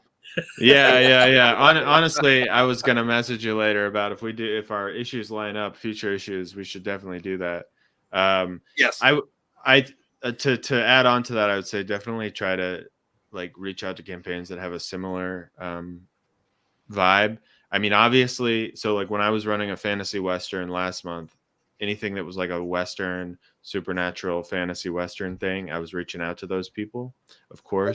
And then this month, I mean, Vampires on Mars was like a very obvious one to reach out to. And like, I also really try to only reach out to books that I think people who I think are like things that are good, that I think my backers would like. I've early on, I would just do everyone all the time, but now I'm pretty selective. I like do crossover, like cross promotions with people whose books I believe in, because I want my recommendations to my backers to have value. I don't want them to just think like I'm just shilling whatever. And so, because I have found that it's very difficult to get people to buy into a recommendation that you're making. I mean, on my newsletter, I promoted my wife's Substack, and she got like 3 followers, and I have like 2,500 people on my newsletter, right? So it's like it's very difficult to pitch somebody else's stuff. So you want to make sure there's like a real crossover, like you said. Yeah, and you want to like, will my readers of this thing like this other thing?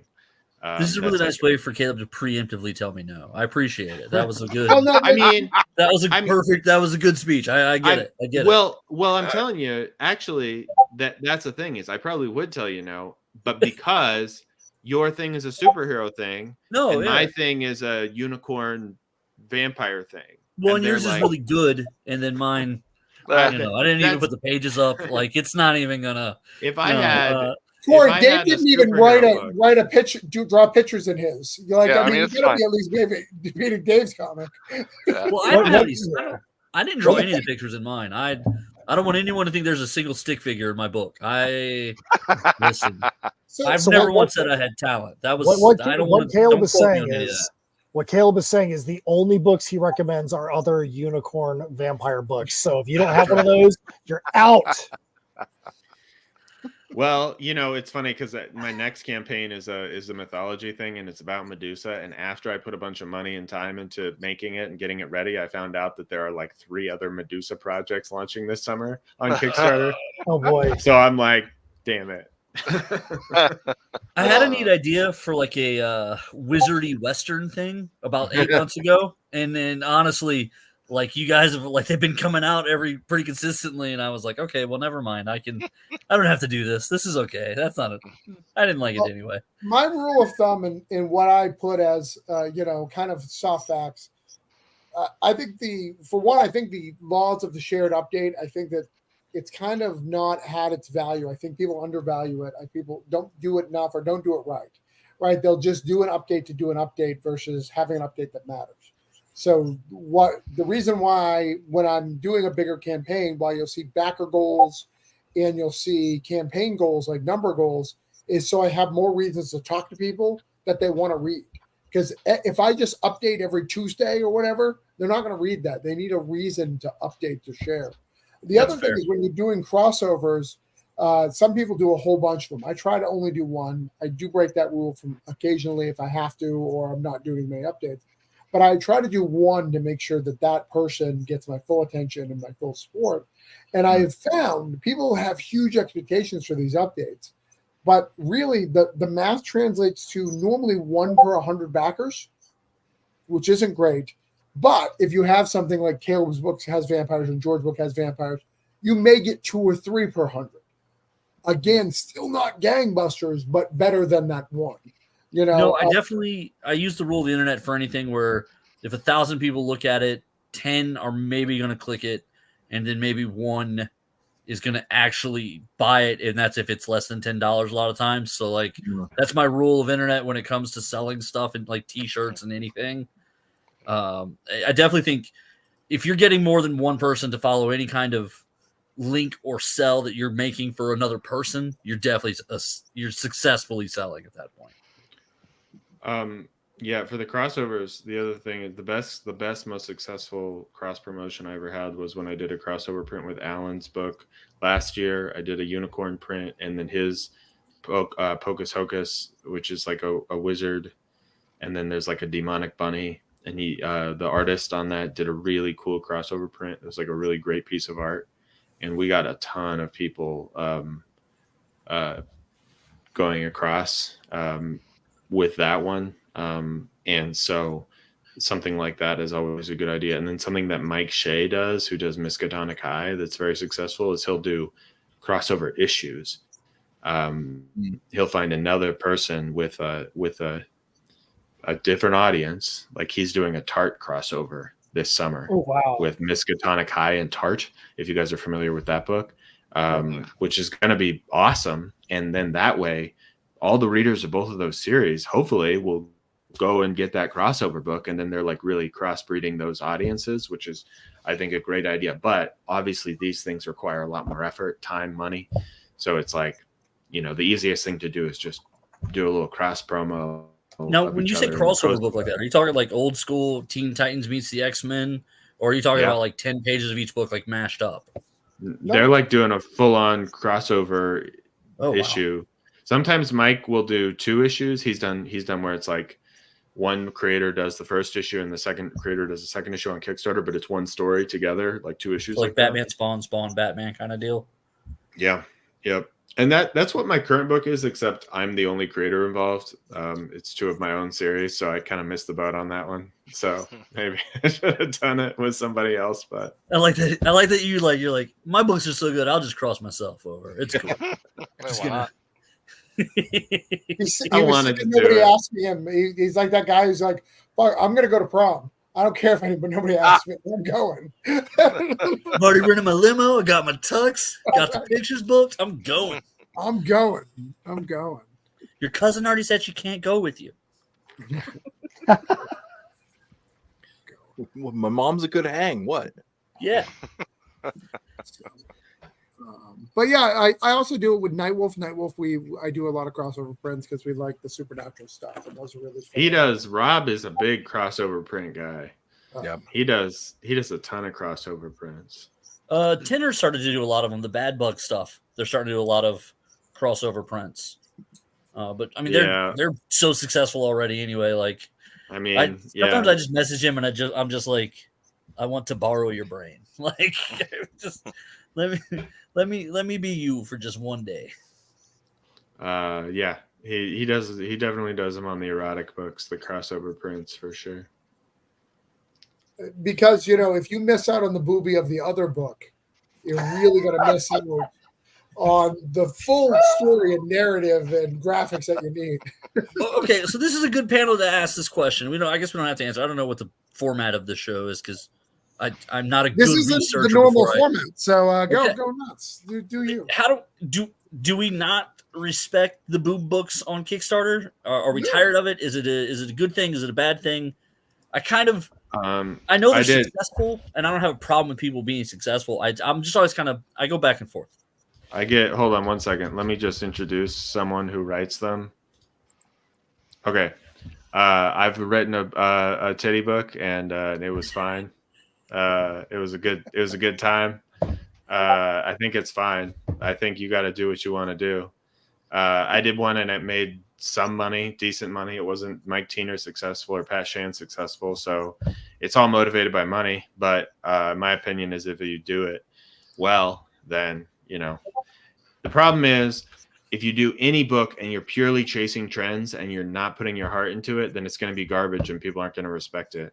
If you look at stuff like Pat Shan's books, he does like half of his books are erotic books, and he is a quality writer and producer, and his stuff looks good and is good. Mike Tiner's another person that does good stuff like that. I would say that didn't Charlie Stickney do I don't know if it was erotic. I mean, or at least it had erotic elements in. He definitely has one of his Glarian and White Ash elements, yes. But it's more of an R. But it was like a mature rated book. There was like but you also see a lot of erotic books that are like clearly phoned in, that like are clearly a cash grab. But you also see that in other books that aren't erotic, where people are just trying to like chase trends and do something that they think will make money, and then it doesn't work out for them, or it looks like trash. It's bad. So I mean, I think that ultimately the thing for me is, are you making something that's good? Like, are you actually just making something that's good? Is there artistic integrity to it? I don't care how many dongs are hanging in it. If it's good, if it's quality, so it's just, I think it's fine. So we could quote you on that. No limit on the dongs in the book. Okay. Oh, I have another series planned under this pseudonym, under this. Cale Jonasson has another series planned. It's going to have a lot of dong hanging in it eventually. So. I would say if you're doing 300, there should only be 300 dongs, because if there's more than 300 dongs, then the book title is wrong. Well, I mean, the 300. Sorry, did I miss anything? Somebody. Did I miss anything? Because I don't. What have you guys been talking about? I'm a completely different person. I've read a few of those books with good plots. I got to show a little something to hit that goal, then do it. Yeah, for me, I do think there's a lot of them. A lot of them out there. A lot of people are pushing the trend. I think that makes me a little sad. But I did have this. We'll bring up Mike Tenner. Mike Tenner and I are good friends, and I when he first did it, this is 3 years ago. First did it, I messaged him and said, "Mike, I've read Midnight Highway. You're a good fucking writer. You don't need to put titties in your book." And I thought I was like helping a friend out. And then 3 days later, he's like, "Hey, you really offended me." I was like, "Okay, how did I offend you?" And he's like, "But I want to write titties." And he's like, I feel that sex is not taken seriously in the direct market. And he went into this whole thing of how he feels about it. And I was like, well, then you should be writing that. If you really want to spearhead it and that's one of your things, like, do it. I mean, he's also been able to launch a career off of it. So, sure. He has a particular, like obviously he's biased toward them being. Well, this is when the first one was announced. This is before he was Mike Tenner now. No, I called him up just because I feel Mike Tenner's a really good writer. I think Midnight Highway is a great book. No, you're right, because he did Midnight Highway and Black Jackets. I like Black Jackets as well, but Black Jackets you can tell he loves it. Sometimes you know when someone loves something so much that it gets a little convoluted if you don't have an editor going, "Hey, you should need to do this." Or Black Jackets. I have bad news for you if you like Black Jackets, because there's a new writer on it for the next issue, and he doesn't care at all. Yeah, he doesn't. He mostly cares about unicorns, and so he really phoned it in on. But I also. Well, there it goes. I'm out. Take the flip side. You have these high concept, and then you have, hey, what if a giraffe had boobs? And that's now a book. Hey, what if a dinosaur had boobs and dinosaurs did it? And wait, are boobs an allegory for vampires now? What just happened? Are we talking about them in the room? This is weird now. I don't want to be this guy. So I see a lot of those on the internet as well, and those aren't as well. Also, if you guys are unaware, Travis participated in something of a booby book. I have, and as Mike Tenner likes to point out, when I told him I don't do booby books, he pointed out Granite State Bugs has page 3 has sex scene. I was like, oh, and the next Granite State Punk has sex in it. I'm not approved. I just don't do it. And the one that I did do for Mike Tenner had a male crossdresser because nice. It's funny to me. I think you said it well, though, when you were kind of explaining that you're starting to see more and more of like the boob books pop up as trend books, not as good books. And I do think that's what I think I don't love. I wish there was more. And while we are all on Kickstarter and we are all vastly different, I mean, there's a dude who's doing poetry 2 squares over from me, but I do feel like so weird. I do feel like Kickstarter kind of has become like the comfortable place to go. Like, oh, is it a boob book? Kickstarter, and I don't. I mean, want it's one of the only places that you really can publish that kind of content, because you're not seeing that kind of stuff through Diamond or Lunar. That stuff doesn't sell in comic book shops, so there's not a lot of places for it. But doesn't it isn't Loveless like this crazy huge book? Didn't she do great with that? That was pretty dark and graphic. Right, but that was in a black bag, and it was a one of. Yeah, I mean they did protect it, I guess, or however you. Well, I don't think comic stores are going to order in crazy numbers. The Kickstarter numbers, if that was on the shelf monthly, it would be a different type of store. You're right. Okay, that's fair. I think you got to factor that in. I do know that Kickstarter is cracking down. They're making some new rules. I've heard the grapevine, so they're making some new rules where it's going to be stuff. My only issue when we talk about movie books is I want people to go to Kickstarter for new and cool indie comics, and I want them to find new cool indie comics that they're looking for. And the algorithm, unfortunately for Kickstarter, is not smart enough to separate that. Like, unicorns, Unicorn Vampire Hunter, Dave's poetry book, boot. Like it's kind of a mess and doesn't like separate them out. I wish it was a category so people could look for that stuff, look for the other stuff to help the searcher. Because I think that's part of the reason why you're not seeing growth in the other campaigns is when there's more of one thing, it knows how to share it properly. But if it's more spread out, more people make money, and you're saying it's kind of drowning it out a little bit. It kind of drowns it out because it's like, all right, well, we know, because you'll find that they won't recommend always the booby books, on a campaign like mine. So like, all right, you've got the rest of the ones who aren't making money, so that's what we're going to share you. Versus the booby books are being shared with the other booby books, which are all. They're all. I mean, I will say that. So I was talking to Curtis Clout the other day about this, and if you're talking about like how campaigns are struggling more on Kickstarter now, the thing that I compared it to is YouTube. Okay, so when YouTube first came out, all of a sudden, creativity is democratized. Anyone can make a movie. You talk about the YouTubers that got big early on, were people with shitty webcams, like opening Pokemon cards on stream and like talking, saying goofy stuff, doing whatever, like low quality stuff. The bar was very low. And so and back then YouTube was just like promoting random people. There were like YouTubers who got big because they just got featured on the front page.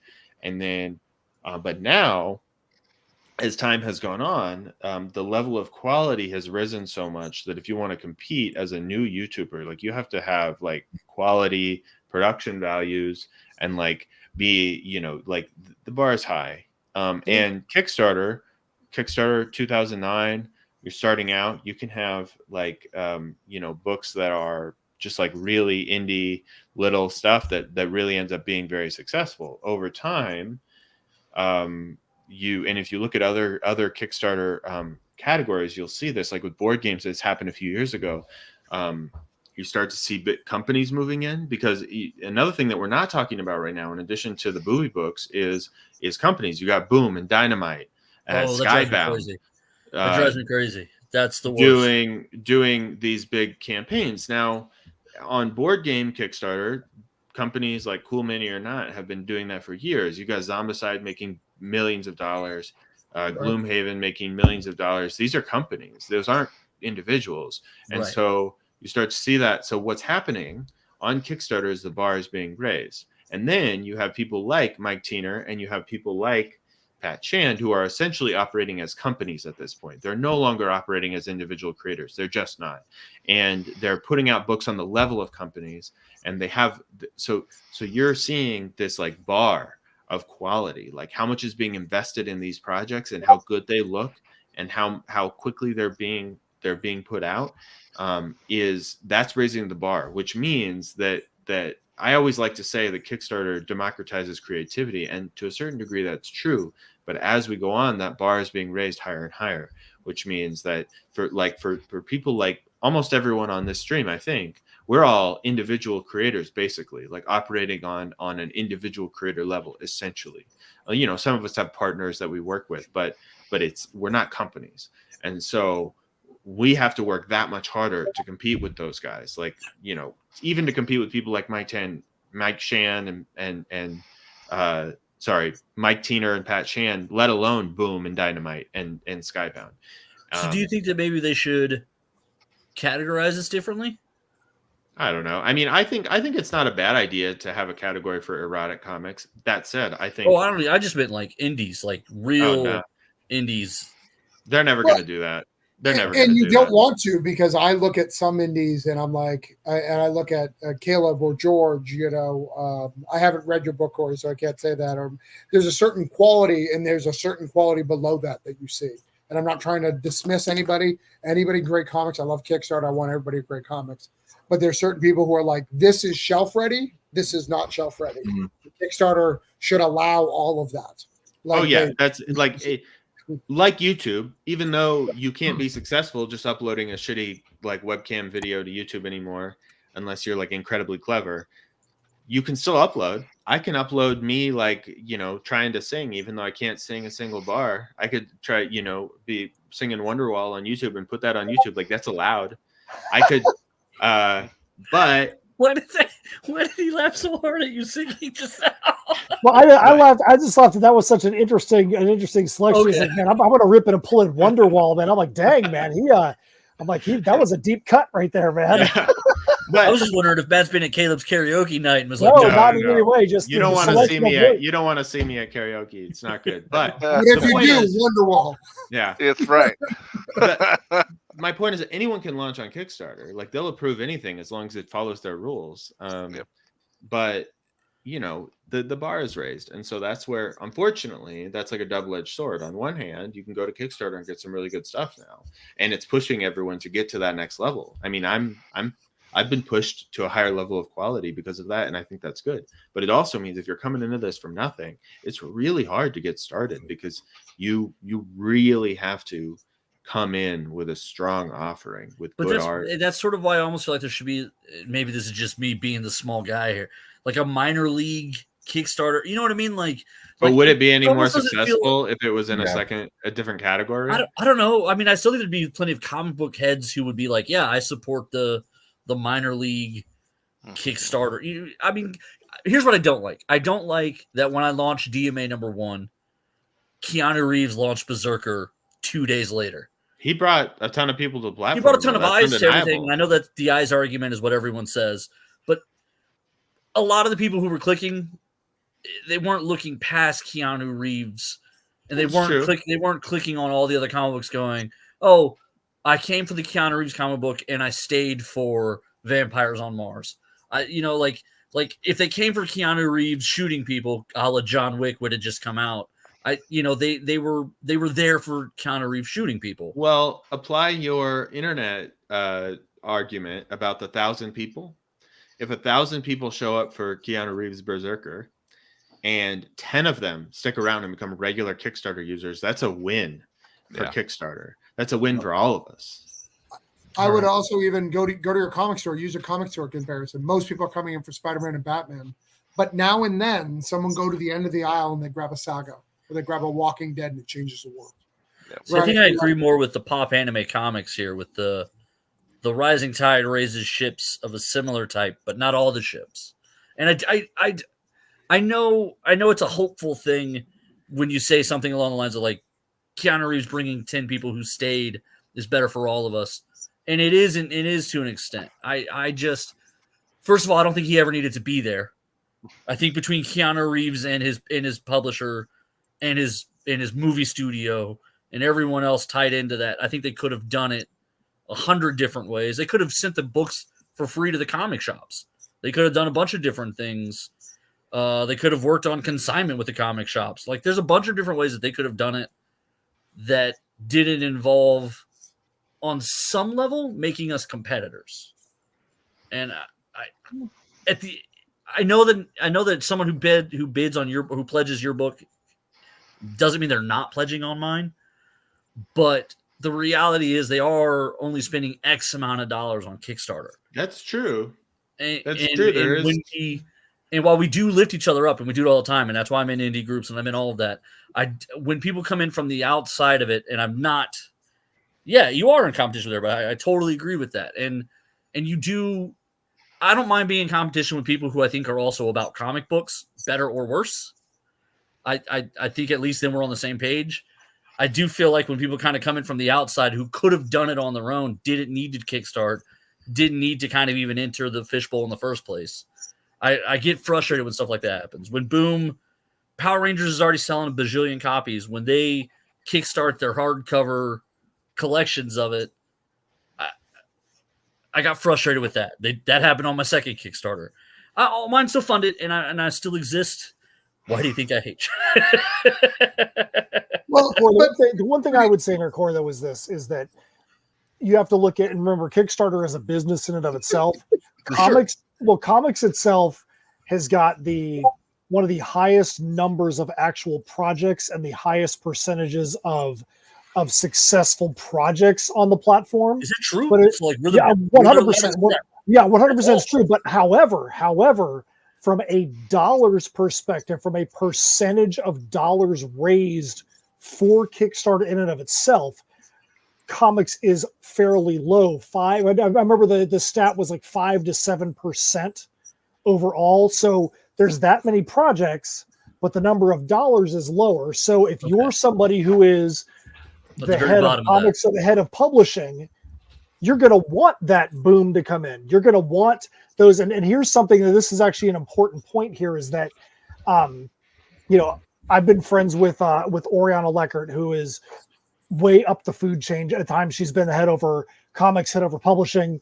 And a couple years ago, near Comic-Con, I had a face-to-face with her. And I was like, comic creators absolutely can't stand the fact that there are some things that we need that are just not in the system. Like just today, when you go to do surveys and you have to, every single tier, you have to go put in its own survey. I just want to put one survey out and that's it. Yeah. I don't want to have to go through 25 tiers and put a different survey in. I don't want to have to go in and re-put in every single item, every single campaign. Yeah. And she's like, I understand that, but think about what I'm fighting against.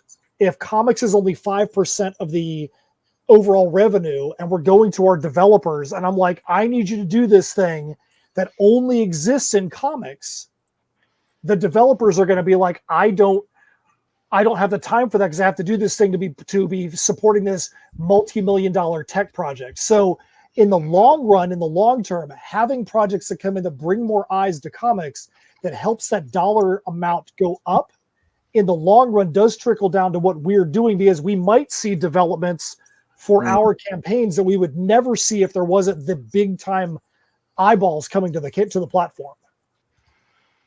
All right, I'm just keep this foot in my mouth. No, it's a good argument. Your argument is good. I'm just saying there's a lot of different angles to look at to consider. No, that is a good point. You're like talk about the dollars and cents. I've put almost zero thought to it. So you're right about that. Like that is an interesting. So look at this. Can you read this at all? Do I need to go bigger? I'm going to go bigger here.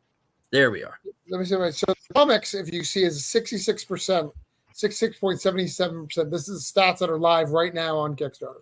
So it is the most successful projects, right? Of all, which is good. They also, successful campaigns. It'll give you all the numbers for comics. So we've killed it. 18,000. We're doing really well. But as you see, it's only a little bit higher than like theater and craft and. Publishing is actually higher, has more successful campaigns, but lower dollar amounts. Because so like a day book, and then you look at, unsuccessful campaigns. You'll also notice that comics don't have as many failed campaigns either. Yep, I'm like 5 of those. So you're messing up our stats. Thanks, appreciate that. But yeah, you can break this all down, and they'll break it down into dollars and cents, and how much people have raised, how many people have done. People get crazy at this 20,000 to, oh my God, they've raised 20,000. Well, in comics, only 2,000 people have ever done that. From 20,000, that's not good. No, 2,000. No, but what I'm pointing out is, you guys are looking at this like it's happening all the time. Right. It only happened 2,077 times. I've done it twice. Caleb's done it 3 times. I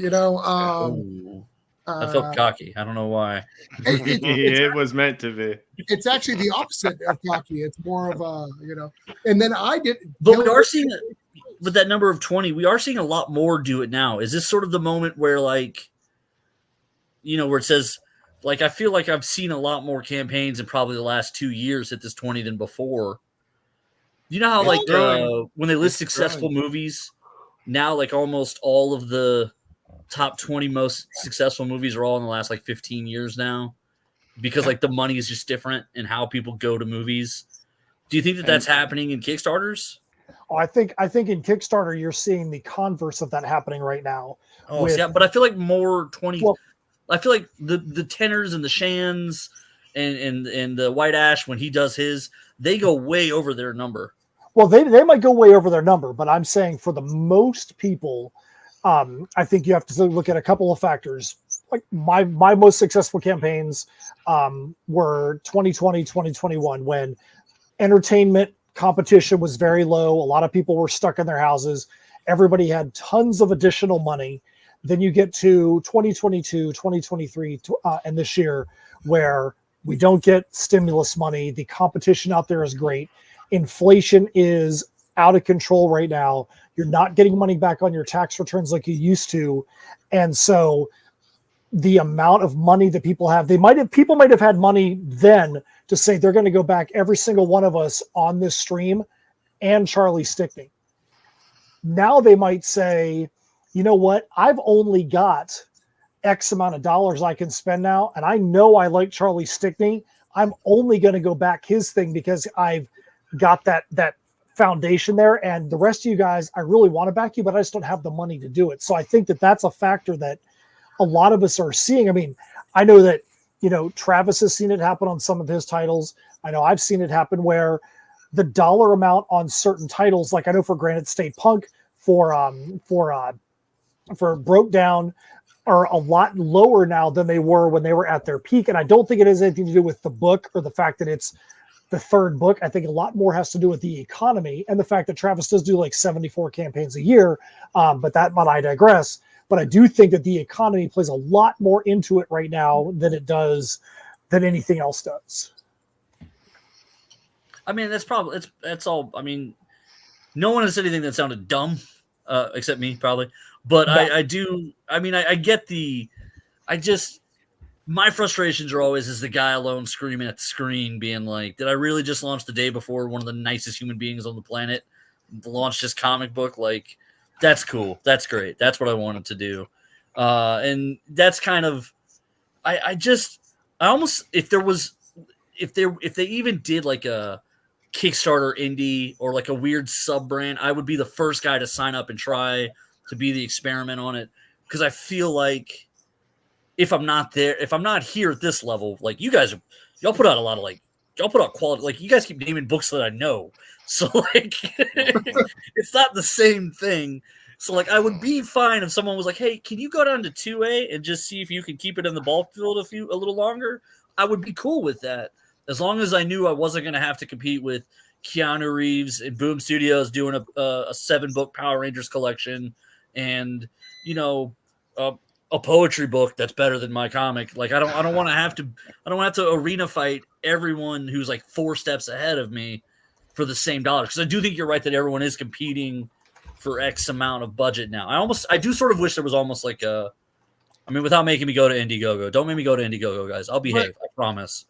But again, you're viewing it. It is competition, but it's eyes. The more people who can bring people on, Dave coming over here, does comics with me. That gets in some eyes. I know that Dave. I'm going to use Dave as an example, not because just because he does something different than us, right? So Dave does books. I got him to do comics.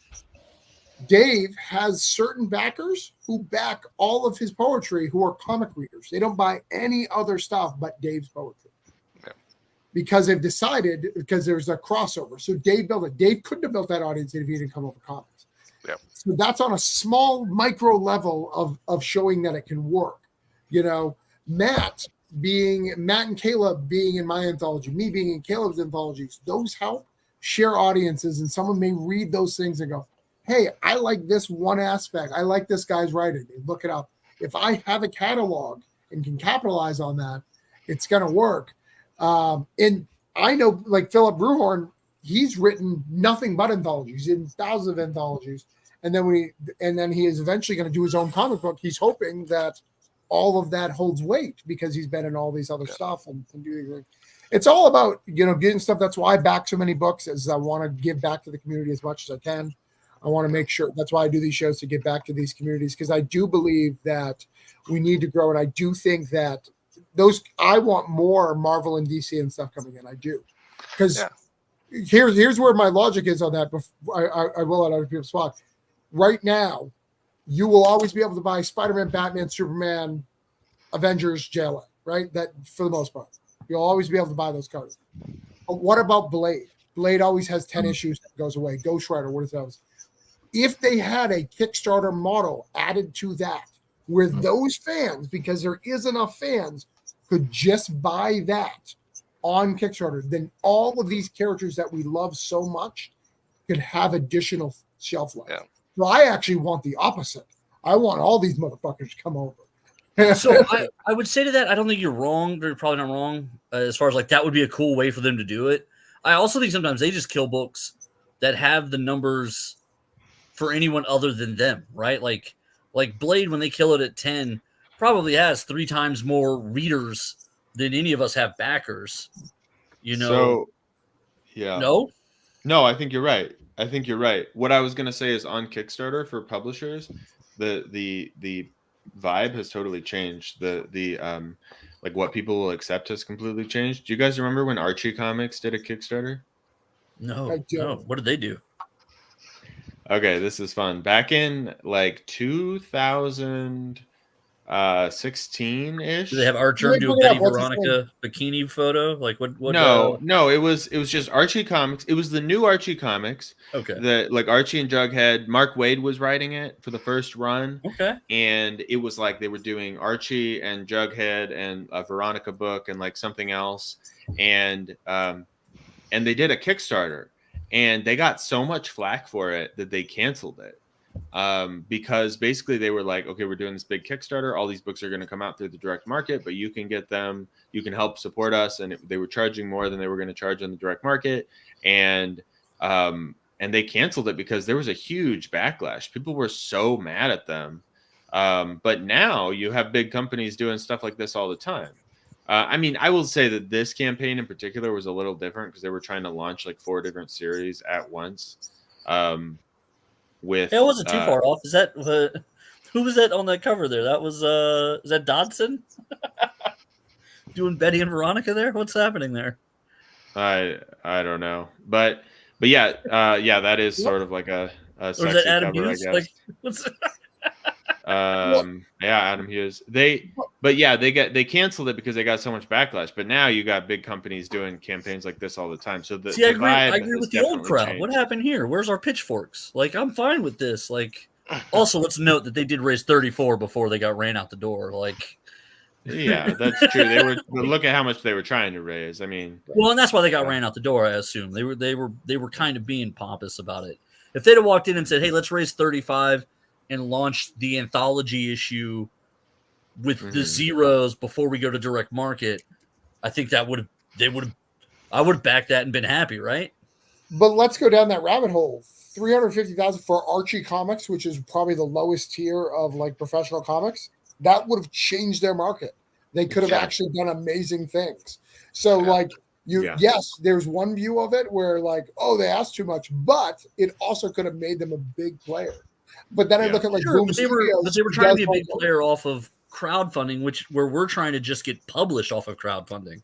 Sure, I think that's the difference. What about Boom just did a Labyrinth.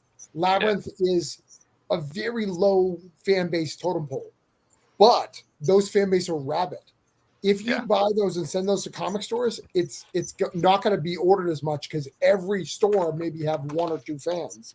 However, if you put that on Kickstarter, that can blow up, and it did. It's an opportunity. I don't know. It's just an opportunity for those publishers to do stuff they wouldn't normally be able to do, like the Power Rangers books you were talking about before. They're not going to sell those super fancy hardcovers, like not in very big numbers through the direct market. I don't like Hasbro. Hasbro has their own like crowdfunding thing. If you guys have ever seen this, where they do the giant figures, and it's crowdfunded and like. Because you're not what game store is going to order like a giant Galactus figure that costs them $400, hoping that someone will buy it? You know. Well, have you seen what they did though with it?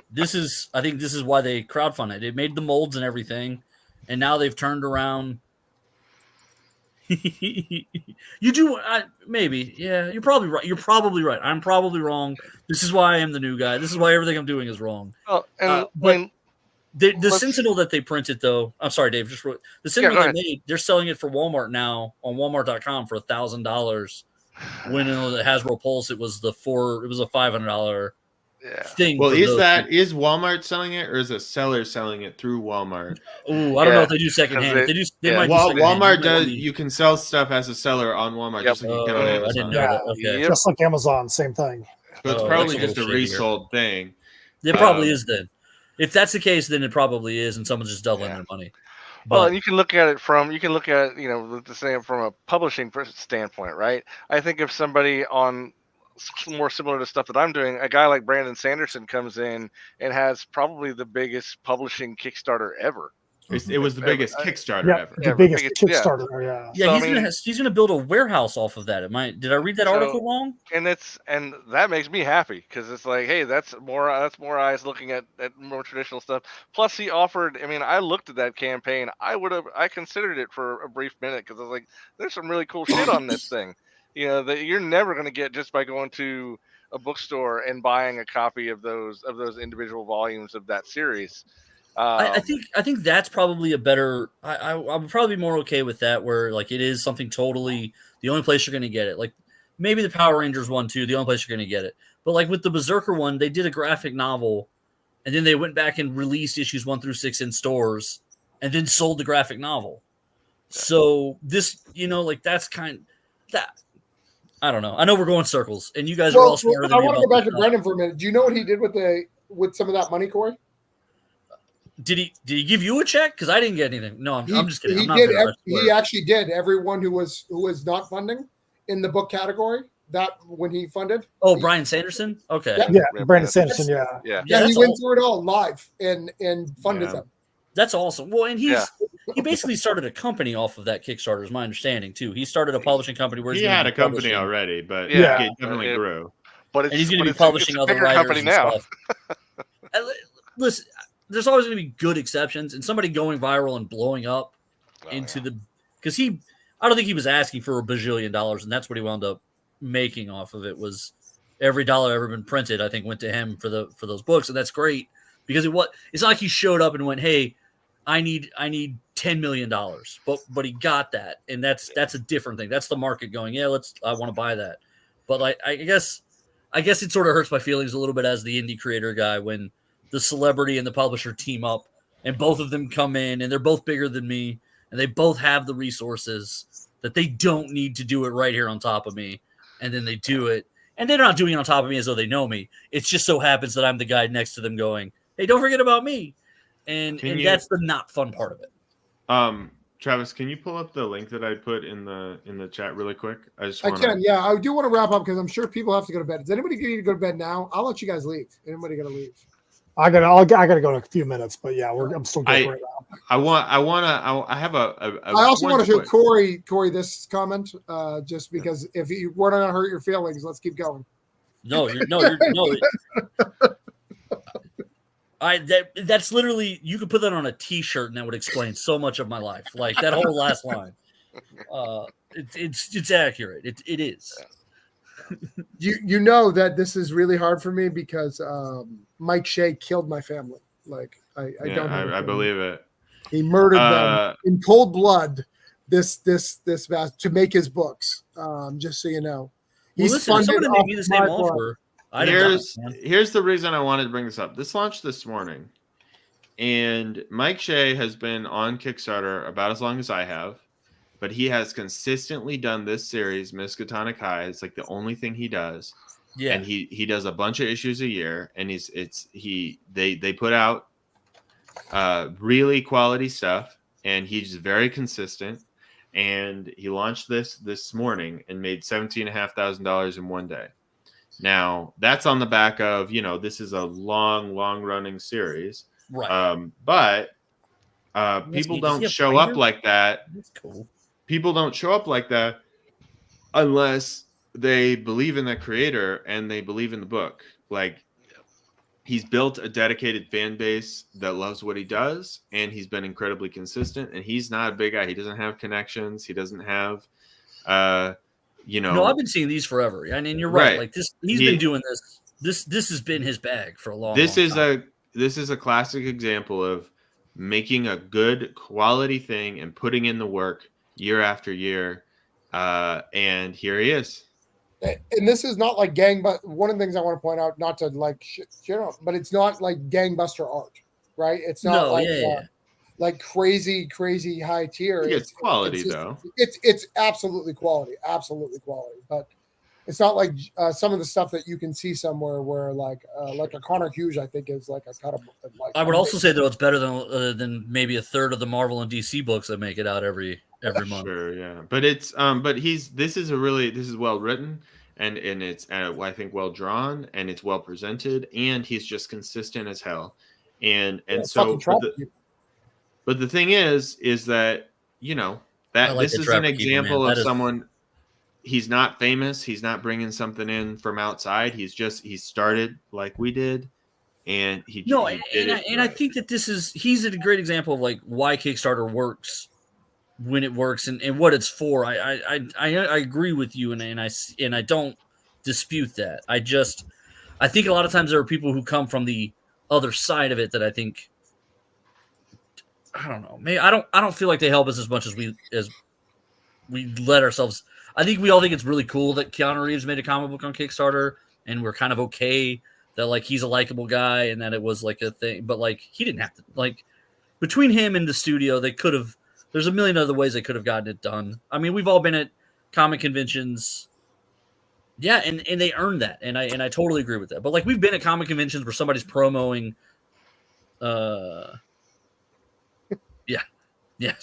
See, like we're in Post Malone just met with somebody and is about to make a comic book. And listen, I'm a Posty guy. I love the albums. I buy the albums. I don't want him to make a comic book. I don't want him to do it. I have that in our Discord too. Like I just don't. That doesn't make sense to me. Like this. Hey, we hate gatekeepers. But let's make sure if you have too many fans or too famous or listen, anyone who's not, we only gatekeep the people who you have to be poor to make comic books. That's the rule. No, right. Listen, if Post Malone on his own starts a publishing company, I'm fine with that. He's got the funds to do it if he does it, and it works great. But what I think is going to happen is we'll see a Post Malone Kickstarter in 6 months. And we'll see the video where it's super well produced and polished because he's got a PR team of 17 people. They're gonna make a video better than anything any of us are gonna make, and they're gonna have a Kickstarter page better than any of us have the resources to make, and they're gonna have rewards that we don't have access to. Yeah. There will be. Well, I mean, I'm a little nervous because I'm planning my first rap album, and I'm worried that the Posty fans are gonna really. Be mad that I'm stepping out of line and do it. Corey, I think that the way that, and I would suggest that this might be a way to kind of maybe change your thinking or like maybe change the angle. I think that the Keanu Reeves and the Post Malones and the companies, they're never going to stop using Kickstarter. That thing is going to be there to stay. Yeah, for sure. And say, okay, well, if they're there, is there something that I can use from what they're doing to benefit me? Can I benefit from this? If so, what can I do? Like Caleb said, like Travis said, hey, they raised their game because these bigger books were out there. What can you do? What can you learn from that campaign? What can you learn from other campaigns that have failed? There's a way that you can make these things work in your business model? Because I truly don't think, I think that larger people coming into Kickstarter doesn't hurt in any way, as long as what they're doing doesn't skirt legality. If somebody wants to do titty comics, that's not my cup of tea. It's not something I'm going to produce, but it's not illegal to do. Whereas if you're at a convention and you've got somebody that is doing clearly IP infringing fan art, that's something where it's a whole different discussion. If I'm at a convention and I'm beside somebody that all they're doing, their entire table is Spider-Man and Iron Man and all that, that's something I would have more of a problem with, because that skirts the lines of what's legal and what's not. Really? And it might be draining the room. Yeah, if you don't own the IP to Spider-Man, you don't own the IP to Iron Man. They just don't enforce it. But you're right. That's why I'm kind of surprised. That's sort of been the comic book convention bread and butter for 100 right. years. But it's the bread. That's the bread and butter for an artist. But it sure as heck is not my bread and butter. It sure as heck is not Travis. Yeah. It sure as heck is not Travis's bread and butter. So with that, I think there should be a lot more frustration towards that, because a guy coming in bringing in eyes to the platform is huge. And it's not, if people want to do something that was illegal and you're like, by them doing this illegal thing, it's literally siphoning money from my campaign. Okay. So I'm saying, I think that's probably a healthier way to look at it, because your campaign, getting it to where it needs to be, getting your titles funded, is going to be a lot harder for you to do and me to do and Travis to do than it is for Keanu Reeves to make $100,000. Yeah. So we've got a lot of things we have to do to try to find it, to go out there and be spending our energy raising our platform. That's what frustrates me about it, is by him showing up, by virtue of him just being there, there is fewer dollars that month. There are a lot more eyes, and so maybe there are a couple more people who get to who fund because he brings the more eyes. But there's also less money being spent on other projects per person, because the comic book buyers who are there every month, that month they are also buying a Keanu Reeves book, more than likely. And that's happened a lot. Like, just in general, I don't want to, and it is fair, I guess, maybe to call this a gatekeeping argument. I don't dispute that I am probably on some level gatekeeping somewhat. But a lot of these guys, these celebrity guys, when they come in, The Weeknd was one of the biggest pop stars in the world for about 3 years. He did a comic book called Starboy, and he didn't kickstart it, much to his credit. So he already skipped one of my big complaints, but it didn't have any impact on the comic book industry as a whole, because, those genres, just like Caleb talks about, he's only going to recommend something that really fits what he makes. So it makes sense for George and him to cross paths, because they're both doing a vampire book right now. But The Weeknd's listeners, even if The Weeknd loves comic books, The Weeknd's listeners, they didn't care about Starboy, the comic book, and they didn't come into the stores. And a lot of the stores bought hundreds of copies of it because the biggest pop star in the world made it, and then they get stuck holding them. I guess sometimes, like, it almost feels like they come and play on our playground and then they go back to their other stuff and they trash ours a little bit. And then we get to clean up we get to clean out the sandbox and pick up the pieces and go, well, that was fun. We're glad they stopped by. But it doesn't necessarily make what we're trying to do better. I have two comments on that I need to address. One, this is getting very close to harassing barbed wire from Pam Anderson, and that's not she is that made her, man. She is valuable, and that comic is important to someone. And you need to watch your tone, Corey, because you're going down a tone. And if Pam Anderson's name is besmirched, I've never badmouthed a single terrible comic book adaptation. I just want to say that. Second, Jared, you look at Jared Way, and it went the opposite. Jared Way. No, and that is different, right? Not only gave us comics, brought fans into comics, gave us a Gaiman-esque story, like, because nobody was writing Gaiman-esque stuff, right? Until he came in and could pull it off and kills it, because Umbrella Academy is a great book. So there, for every weekend, there's a Jared Way, Well, and I would say also with that, My Chemical Romance was they were already doing like storytelling. Like, if you follow the band, each of the albums does tell a story. Black Parade's about, a ghost of a son trying to figure out how he died and like his story. And so like his followers already were into kind of these weird stories. So it was a much better fit, probably. This may shock you, Corey. Songs or stories? Each one of them. Dave's poems also may be stories. I don't know about Dave's poems, but I know some of them are, yes. Well, but I mean, even from a comic book perspective, for the music stuff, they've been doing that for decades. I mean, hell, I remember reading the Guns N' Roses comic, getting big on the Sunset Strip in like the late '80s when they were just getting started. What was it called? The rock and roll? What was it? The rock and roll, like, where they did like the rock and roll history? I think so. Yeah, there was a whole set of them. I mean, I bought an anthology for Anthrax's Among the Living from Scott Ian at the that Spookala last year. It's a fantastic book. It's got a lot of great people in it. It's no different to me than like when Brian Polito shows up with whatever the latest Lady Death is on Kickstarter and makes whatever in the first hour.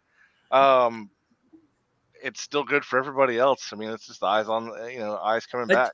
I do want to point out when that guy said that I assume they're going to buy my book. I never assume anyone buys my books. That is not an assumption I've ever made ever. Ha! He got you, Tyler. Travis, I gotta log off here. Oh shit! I didn't know he was in here. Yeah, shit, I'm sorry, sir. Before I go, Keanu Reeves. I have one book to recommend, and I'm hoping my star power will get this one rocketed up to $10,000. Is The Herald by Alan Dunford and Ruben Mocho. It's the best thing anyone's ever made since Bill and Ted's Excellent Adventure. So go check that one out on Kickstarter. I'm sorry, Mr. Reeves. I didn't know you were there. I just want to apologize. It'll never happen again, sir. That's okay. And also, Corey, don't insult Ric Flair, Code Name Ric Flair. This is awesome. I had the whole WWE Marvel line where like Undertaker was like fighting demons from hell and Mankind was helping him or something. I had the whole thing. Like, I've bought into this time. Let's say goodnight. Caleb, say where people can find you. And sure. Yeah, you can find me at calebquist.com or just search Unicorn Vampire Hunter on any of your local search engines. And if you are watching this, sorry, I shouldn't cut you off, but his newsletter does go a postmortem of one of his campaigns that failed, and I think it's a good read for people who are looking at that. I literally followed it while we were on here, and I already started taking a look at it while we were on the show. I saw that. Thank you. So if you follow my Substack, that's where I talk about Kickstarter advice. If you follow my newsletter, which you can find on my website, which is just a Squarespace newsletter, I just tell people about my new comics.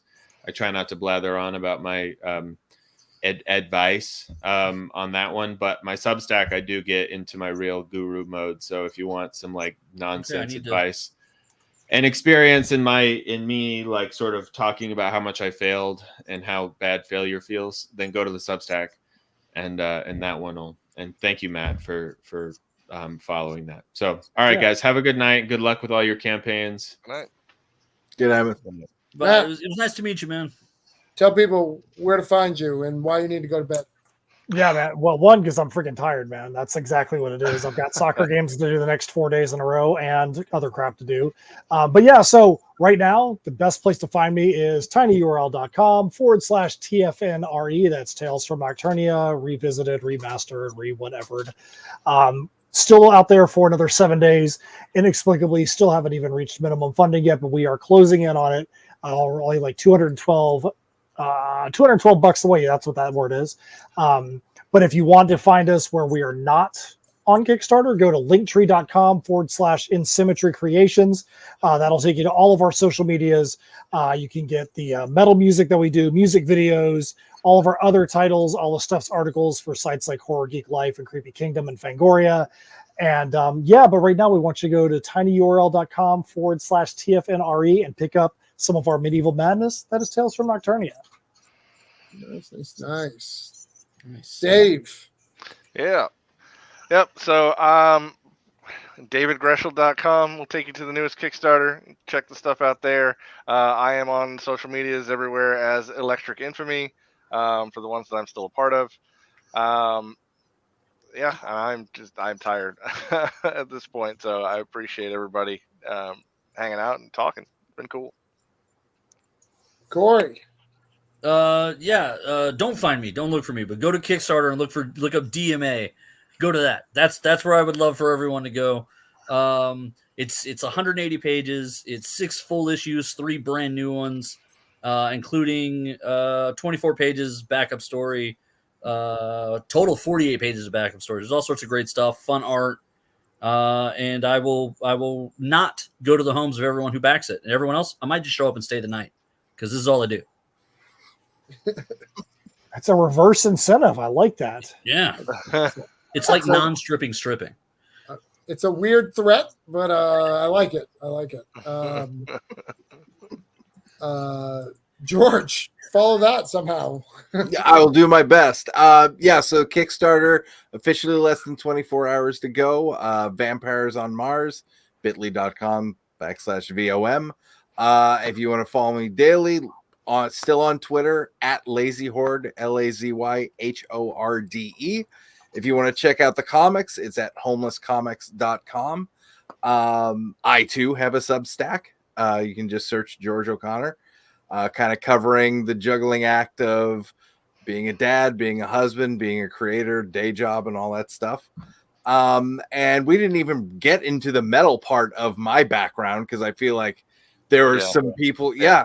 Swarmofeyes.com. Okay. If you want to check out that stuff.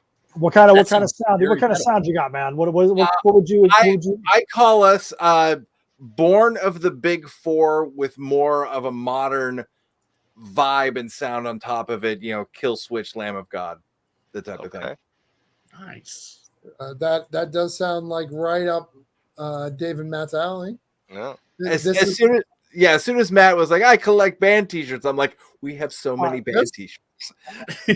I'm a straight up metalhead, man. There's metal soundtrack for 3 of our 4 titles, blast beats coming out the freaking wazoo. Yep. Dave knows all about it. Yeah, man. I'm straight up metalhead, man.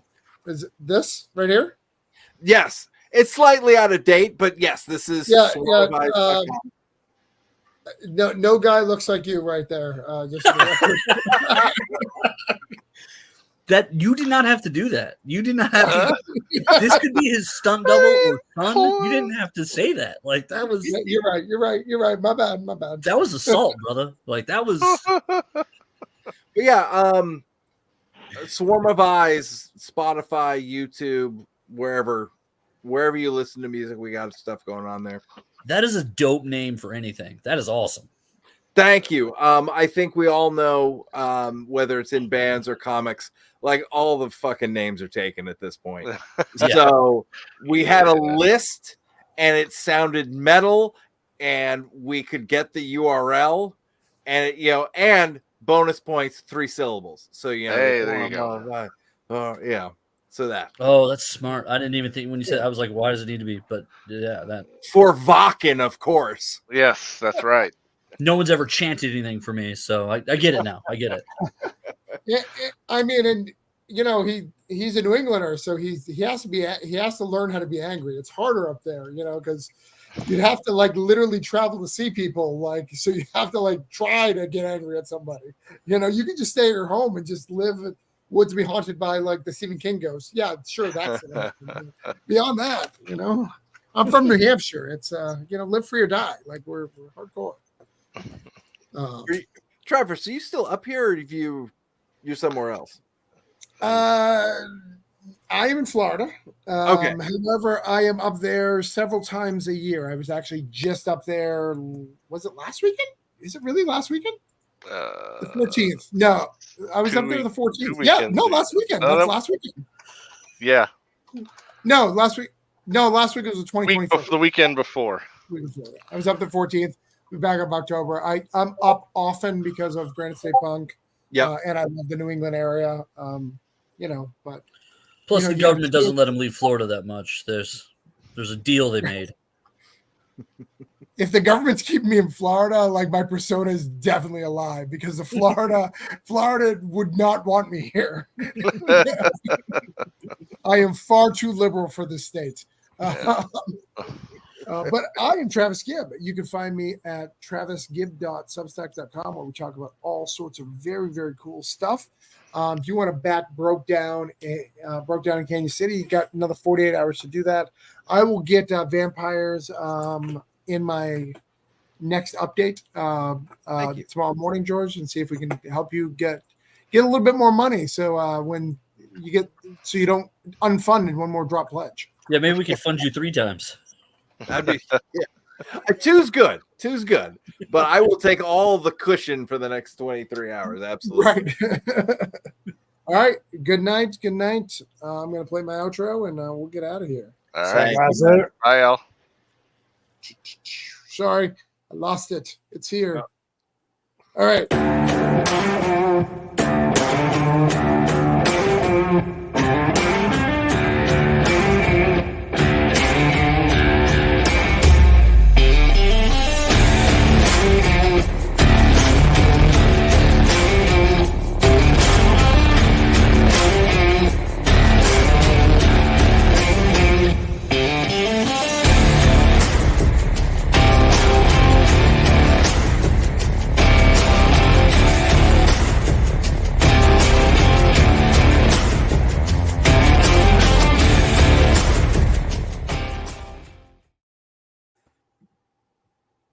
We're the last so one, weird. Corey.